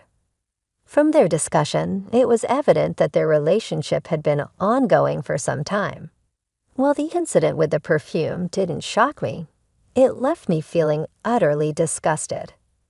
Kevin was still technically my husband, and despite my hopes for a turnaround, his treatment of me remained harsh and unchanging. As we approached the 3-year mark of our marriage, he sprung another surprise. "I have a business trip the day after tomorrow. I need you to get everything ready," he announced abruptly. "That's very short notice," I replied, the timing and suddenness raising my suspicions. "I'll be away for about 4 days. Please make sure my clothes are prepared." I couldn't help but suspect his claim of a business trip was a cover for time spent with his mistress. I remembered a conversation with a colleague's wife at a company gathering who had warned me, "Be cautious if he suddenly mentions a business trip. Our company doesn't even have those." Her words echoed in my mind as I pieced things together. My suspicions had been confirmed earlier when I found a chat on his mobile phone, accidentally left in the living room, detailing how he had taken paid leave for this so-called trip. This discovery marked a turning point for me and signaled the beginning of the end of our marriage. Armed with proof of his affair, I prepared to confront him with divorce papers upon his return. However, it was Kevin who made the first move. "Are you ready to leave? The movers will be here soon," he said coldly as soon as he returned home. "I need you to be gone before I get back," he demanded. "Why are you saying this all of a sudden?" I countered, shocked by his blunt directive. "You can't spring this on me and expect me to leave immediately." "Then I'll wait a bit, but start preparing to leave," he replied, dismissing my objections. "Goodbye." I never imagined that my once timid, overly concerned husband would transform into such a domineering partner, but this was the final straw. The future I once envisioned with him now felt like a distant memory. Living with such a man, I couldn't envision a bright future ahead. What comes next? I wondered aloud. This could get interesting. Has the mover arrived yet? "No need to rush. They should be here soon," came the reply. "Oh, and I almost forgot to mention, I'm changing the locks on the house," he added almost casually. "All right, got it," I responded, my heart sinking. "The thought of not having to see your face again is a relief," were his parting words. After nearly 3 years of marriage, convinced our relationship was irreversibly over, I swiftly left the premises. Soon after, I instructed my lawyer to file for divorce. Despite our circumstances, my husband boldly posted pictures with his mistress on social media, an act of brazen audacity. How could he be so reckless, not realizing he was providing even more evidence of his affair? Even our mutual friends noticed his strange behavior, marking the public unraveling of what we once shared. After leaving my in-laws' home, I transitioned back to full-time work and moved into a high-rise apartment in the suburbs, a place I had long dreamed of living. The apartment was spacious, ideal for one, and felt wonderfully liberating without Kevin's presence. About a month after settling in, I was jolted one morning by the doorbell. Peering through the monitor, I was stunned to see Kevin standing outside. "Hey, it's me, Kevin." "Open up, Carol," he called out, his voice presumptuous and demanding. His sudden appearance and the entitlement in his tone were beyond my comprehension. Deciding to feign ignorance, I thought it might be more amusing than outright rejecting him. Who are you?" "I'm sorry, but I don't know you," I responded through the intercom. "Don't tell me you've forgotten your husband's face." "I'm not married. I think you've mistaken me for someone else." I continued watching as desperation seemed to wash over him, his face a shadow of the timid man I once knew. "Please just listen. I've been deceived and I need Carol's help," he pleaded. "I'm sorry, but I'm not obligated to assist you. If you persist, I'll have to call the police." "Seriously, after all, I don't know you," I retorted, steadfast in my resolve to treat him as a stranger. Kevin must have thought I would always be there to solve his problems, but I was no longer the person who tolerated such dependency. Yet he remained stubborn, unwilling to relent. "That's it. You made this mess, so it's up to you to fix it." "You don't have to be so tough on me," he whimpered. "Oh, and by the way, you can't stay at your parents' place anymore," he added abruptly. "What do you mean? Do you know whose name the house is under?" I questioned, surprised by his statement. "No, but it used to belong to Deborah." "No, it's in my name," I explained, revealing a significant change he was unaware of. Kevin had insisted I leave when I confided in Deborah, which visibly upset and disappointed her. "I can't believe my son has turned out like this. I'm truly sorry, especially after all the help you've given us," Deborah had said during one of our conversations. "Deborah, you're divorcing Kevin, aren't you?" she had asked. "Yes, it's for the best," I confirmed. "In that case, I'll transfer the house to you," she offered, making a decision that took both me and presumably Kevin by surprise.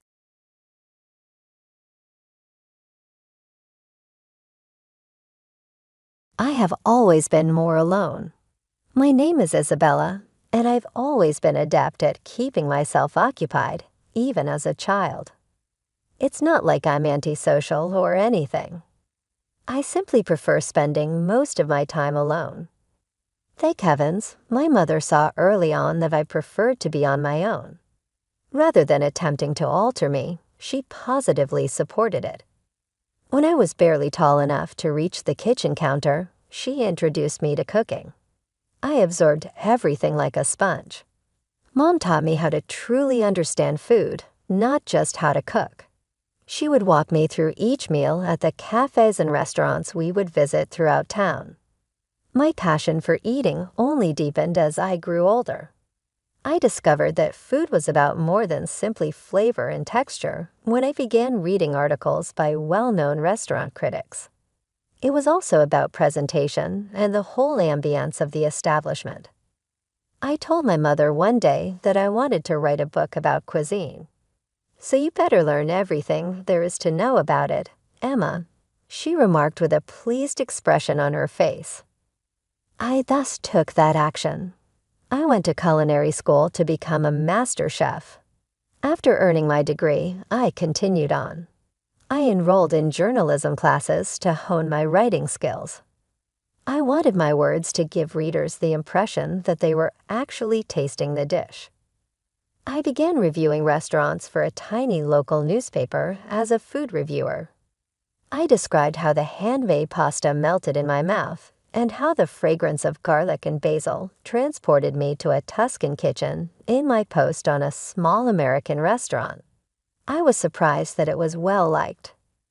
The next day, my editor gave me a call and told me, "Kid, you have a gift.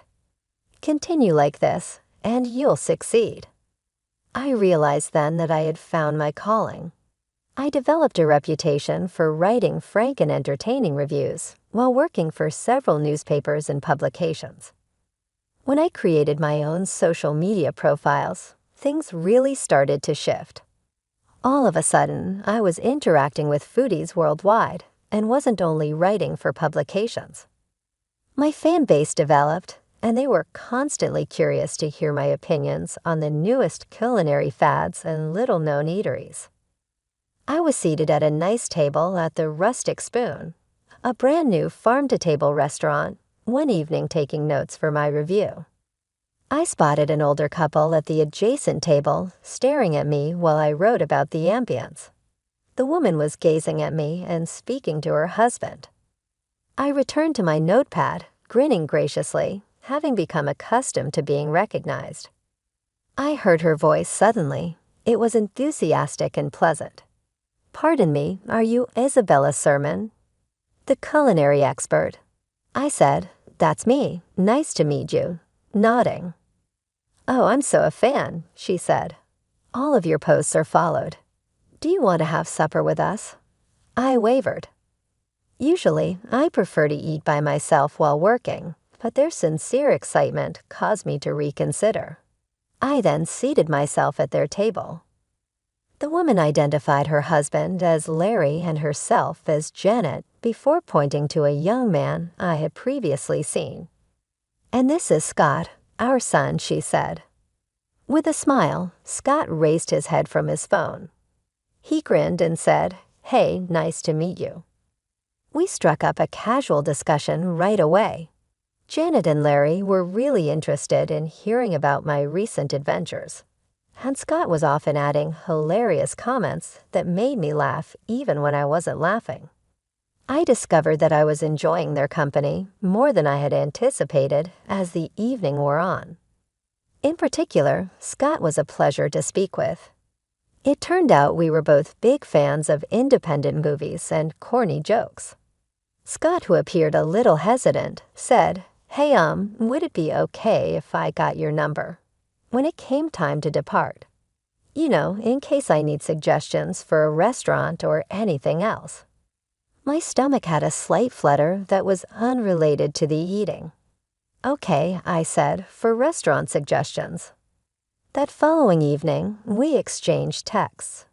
We were chatting about everything at first, but initially it was just about food and restaurants. Our talks turned into the most enjoyable part of my day. When Scott asked me out on a genuine date a month later, I readily accepted.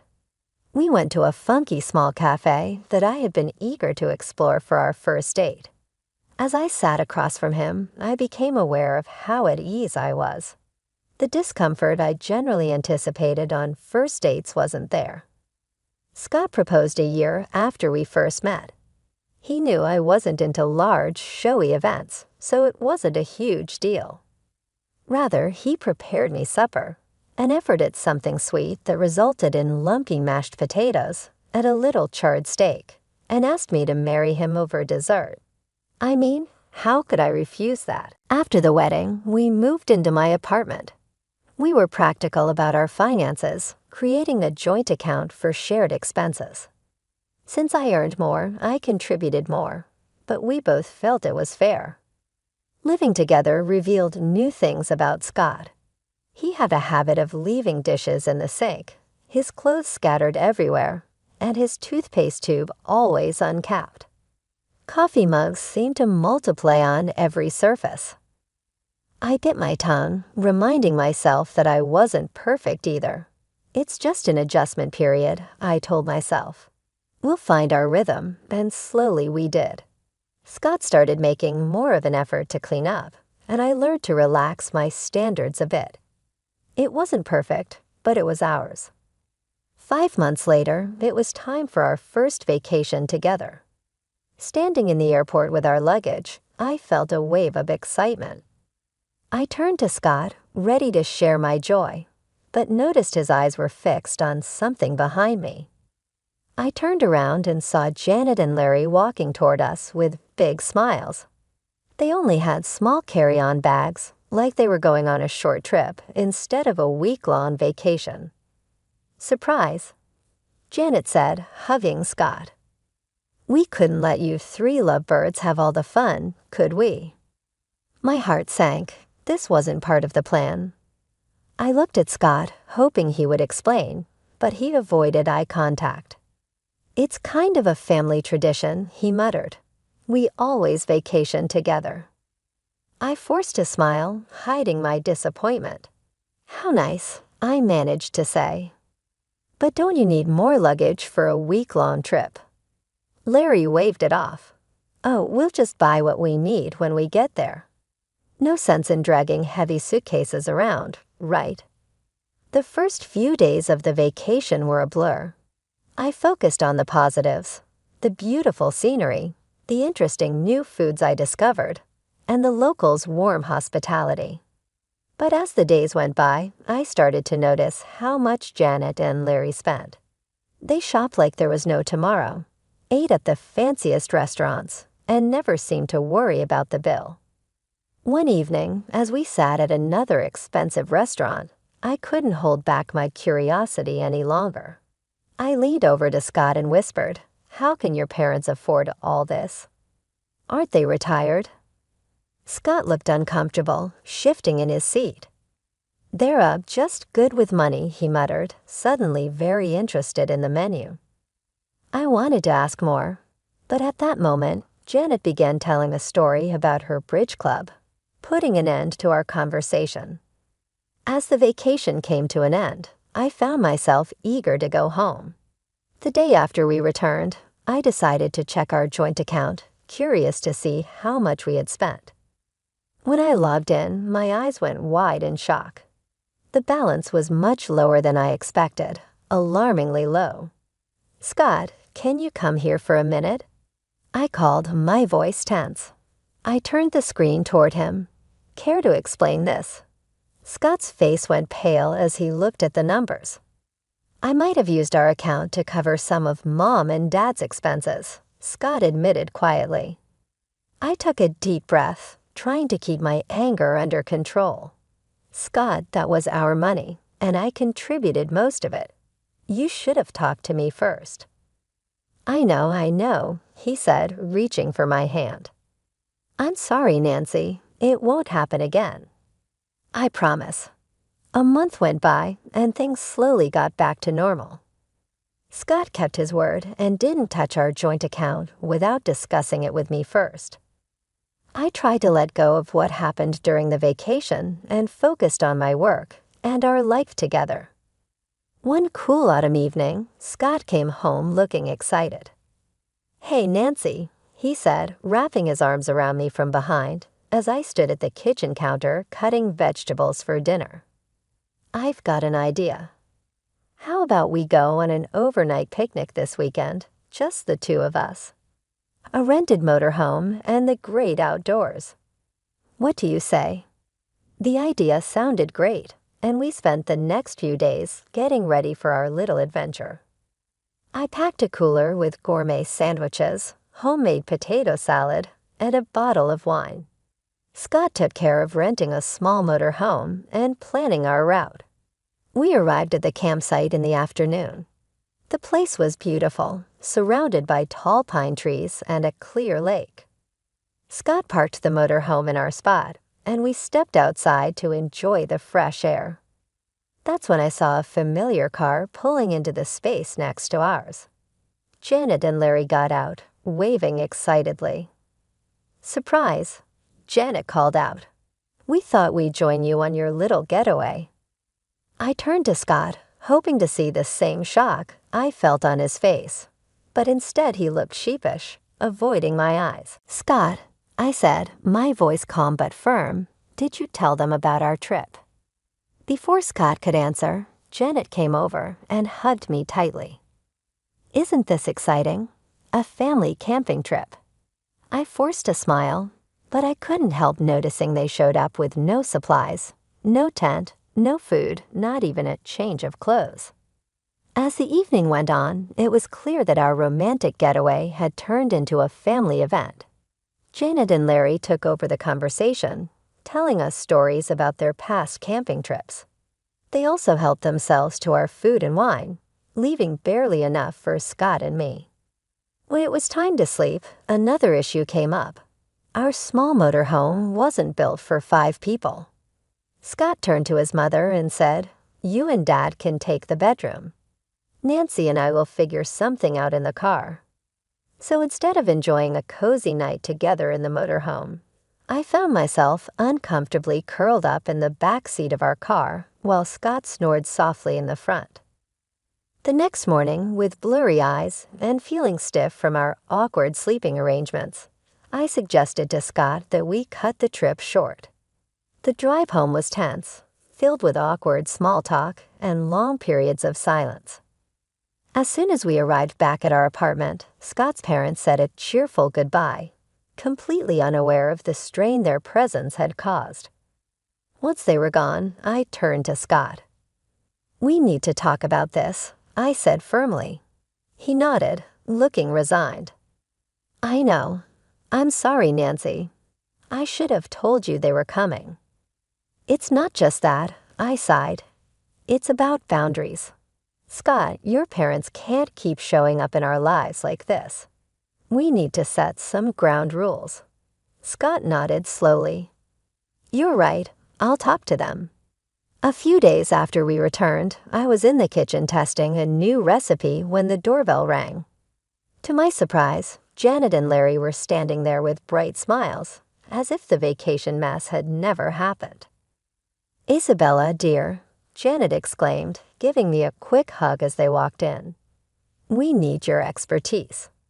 We were wondering if you could tell us which restaurants in the city have the most delicious food." I was caught off guard by the question. "Well," I said, "there are quite a few great places. The French bistro downtown is fantastic, and Sakura Sushi and Thai cuisine on 3rd Avenue has some of the best sushi I've ever had." "Why do you ask?" Janet's eyes lit up with excitement. "Oh, we thought we'd keep an eye out for any open events at these restaurants, so we can go and eat for free." I turned to Scott, who had just walked into the room, hoping he would back me up. But he just shrugged and said, "Come on, Nancy. You've got to accept my parents as they are. No use trying to change them." I was speechless. This felt like crossing a line, didn't it? But before I could respond, Janet and Larry thanked me and left, happily chatting about their plans to get free meals. A few days later, I was preparing for a review of a new upscale American restaurant, Ban 8. As usual, I posted the details of my visit on social media, letting my followers know when and where they could expect my next review. That evening, I arrived at Ban 8, settled into my table with my notebook in hand, ready to experience and evaluate the menu. I had just opened the wine list when I heard a familiar voice. "Well, hello there." I looked up and saw Janet and Larry smiling as they sat down at my table without asking. My heart sank. Janet picked up a menu and announced loudly, "I'm Isabella's mother-in-law, We're here to enjoy the free meal with her." I felt my face heat up with embarrassment. "Janet," I whispered, "please keep your voice down. I'm here to work. You can't just show up like this." But Janet wasn't listening.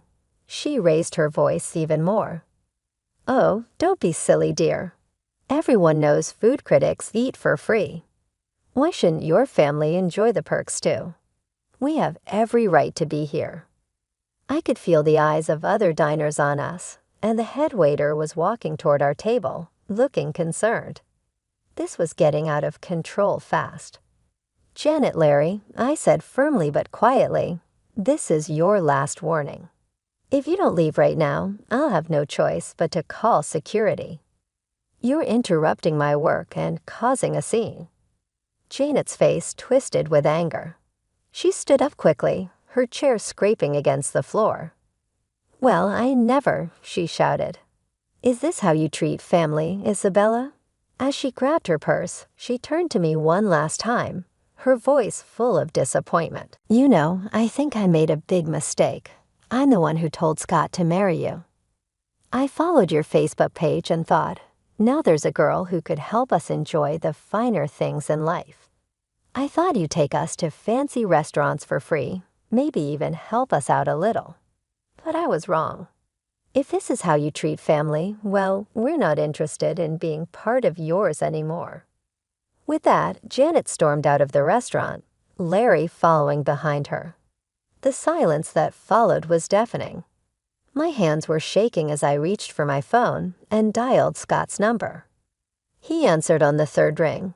"Scott," I said, my voice barely a whisper, "is it true?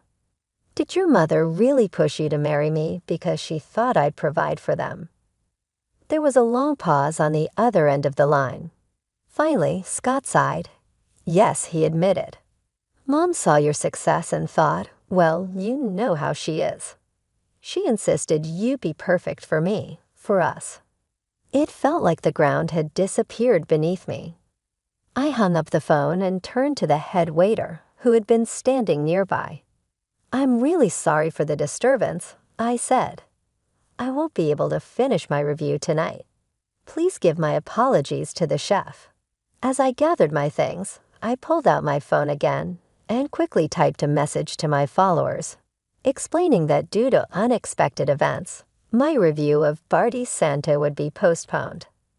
The drive home was a blur, my mind racing to make sense of everything that had happened. When I walked through the door of our apartment, Scott was waiting for me, his face full of worry.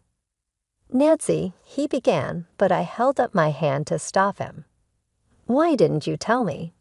I asked softly. "Was I just a way for your family to get what they wanted?" Scott's face fell as he reached for my hand. This time, I didn't pull away. "No, Nancy. No, well, yes, it started with my mom's idea, but I fell in love with you. Not your job, not your connections, just you." I sank onto the couch, suddenly feeling drained. Scott sat next to me, his eyes full of hope. "I know I've made mistakes," he said quietly. "I should have set boundaries with my parents a long time ago. But Nancy, I love you. I want to make this right. Can we try to fix this?" I looked at him, really looked at him. Despite everything, I knew I still loved him. As we sat there on the couch, our hands intertwined, I felt a small glimmer of hope. Maybe, just maybe, we could get through this and come out stronger. The next couple of months passed peacefully. Scott worked on setting boundaries with his parents, and I threw myself into my work, trying to rebuild the trust in our relationship.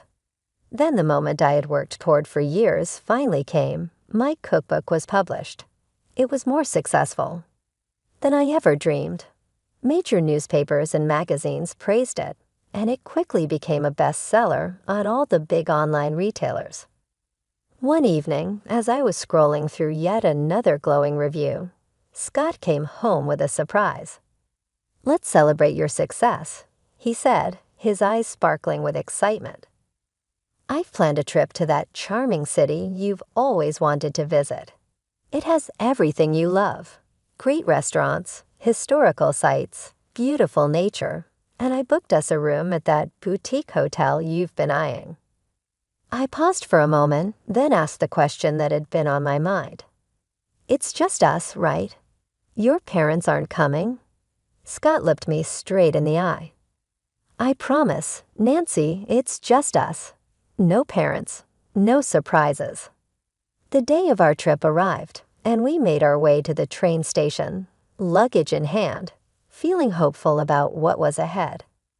My heart sank. There they were, Janet and Larry, waving enthusiastically. I turned to Scott, hoping this was just a bad coincidence, but the guilty look on his face told me everything. "I'm sorry," he mumbled, avoiding my eyes. I could not invite them. Mom found out about the trip. In that moment, something inside me broke. All the promises, all the efforts of the past months, they meant nothing. But I forced a smile as Janet and Larry approached. I noticed they only had a small purse between them, no luggage. "Where's your luggage?" I asked, already knowing the answer. Janet waved her hand dismissively. "Oh, don't worry, dear. You'll handle everything, won't you? After all, we're celebrating your success." As the announcement for boarding came over the loudspeaker, we made our way onto the train. Once everyone settled into their seats, I stood up. "I'm just going to use the restroom before we leave," I said, grabbing my purse with my phone and documents inside. I stepped off the train, feeling the cool air of the platform on my face. I stood there watching as the train doors closed, as the whistle blew, and as it slowly began to pull away from the station. My phone buzzed in my purse, snapping me out of my thoughts. Scott's name flashed on the screen. I took a deep breath and answered. "Nancy, where are you?" Scott's panicked voice came through. "We're not on the same path anymore, Scott," I replied, my voice steadier than I felt.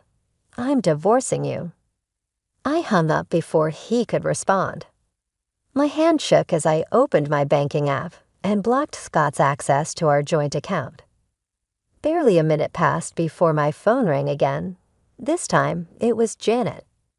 I held the phone away from my ear as she shouted insults and threats, demanding that I pay for their trip and compensate them for emotional distress. When she finally paused for breath, I spoke calmly.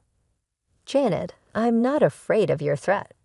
If you post any slander, I won't hesitate to take legal action." I blocked her number, then Scott's, and finally Larry's, just to be sure.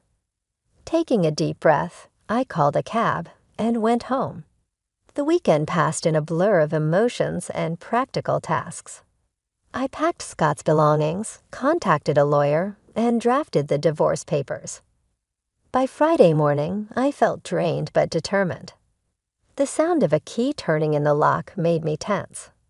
Scott walked in looking disheveled and desperate. "Nancy, please," he said, walking toward me with open arms. I stepped back, pointing to the suitcases by the door. "Your things are packed. It's time for you to go." His expression twisted. "You're not saying that." With a frantic tone, Scott declared, "I've learned my lesson." On the vacation, my mom and I got into a heated argument. I told them that I would no longer be paying for them. Even today, I'm not speaking with them. Please give me another opportunity. I gave him the divorce papers while shaking my head. "Scott, it's too late. This has more to do with respect, trust, and the life I want to lead than it does with your parents. Our desires may differ, and that's acceptable, but I'm at my limit now." Scott nodded after a drawn-out silence, his shoulders lowering in surrender. With a gentle click, he closed the door behind him as he scooped up his luggage and left. The weeks that followed were difficult, but they were also liberating. Thanks to my meticulous documentation and Scott's acceptance of the circumstances, the divorce procedure was completed without incident. I lost myself in my profession, turning to writing and cooking for solace. After everything calmed down, I discovered that I was alone once more, but not in the way I had dreaded. I once again found delight in the small things, like experimenting with new dishes, relaxing on quiet evenings with a good book, and interacting with my followers without feeling obligated to meet anyone's expectations. I had a glass of wine on my balcony one evening and enjoyed the view of the city. I couldn't resist grinning. Although my life hadn't gone as I had hoped, perhaps it had worked out perfectly. Isabella was myself again, a culinary critic, a writer, and most of all, a woman in charge of her own life.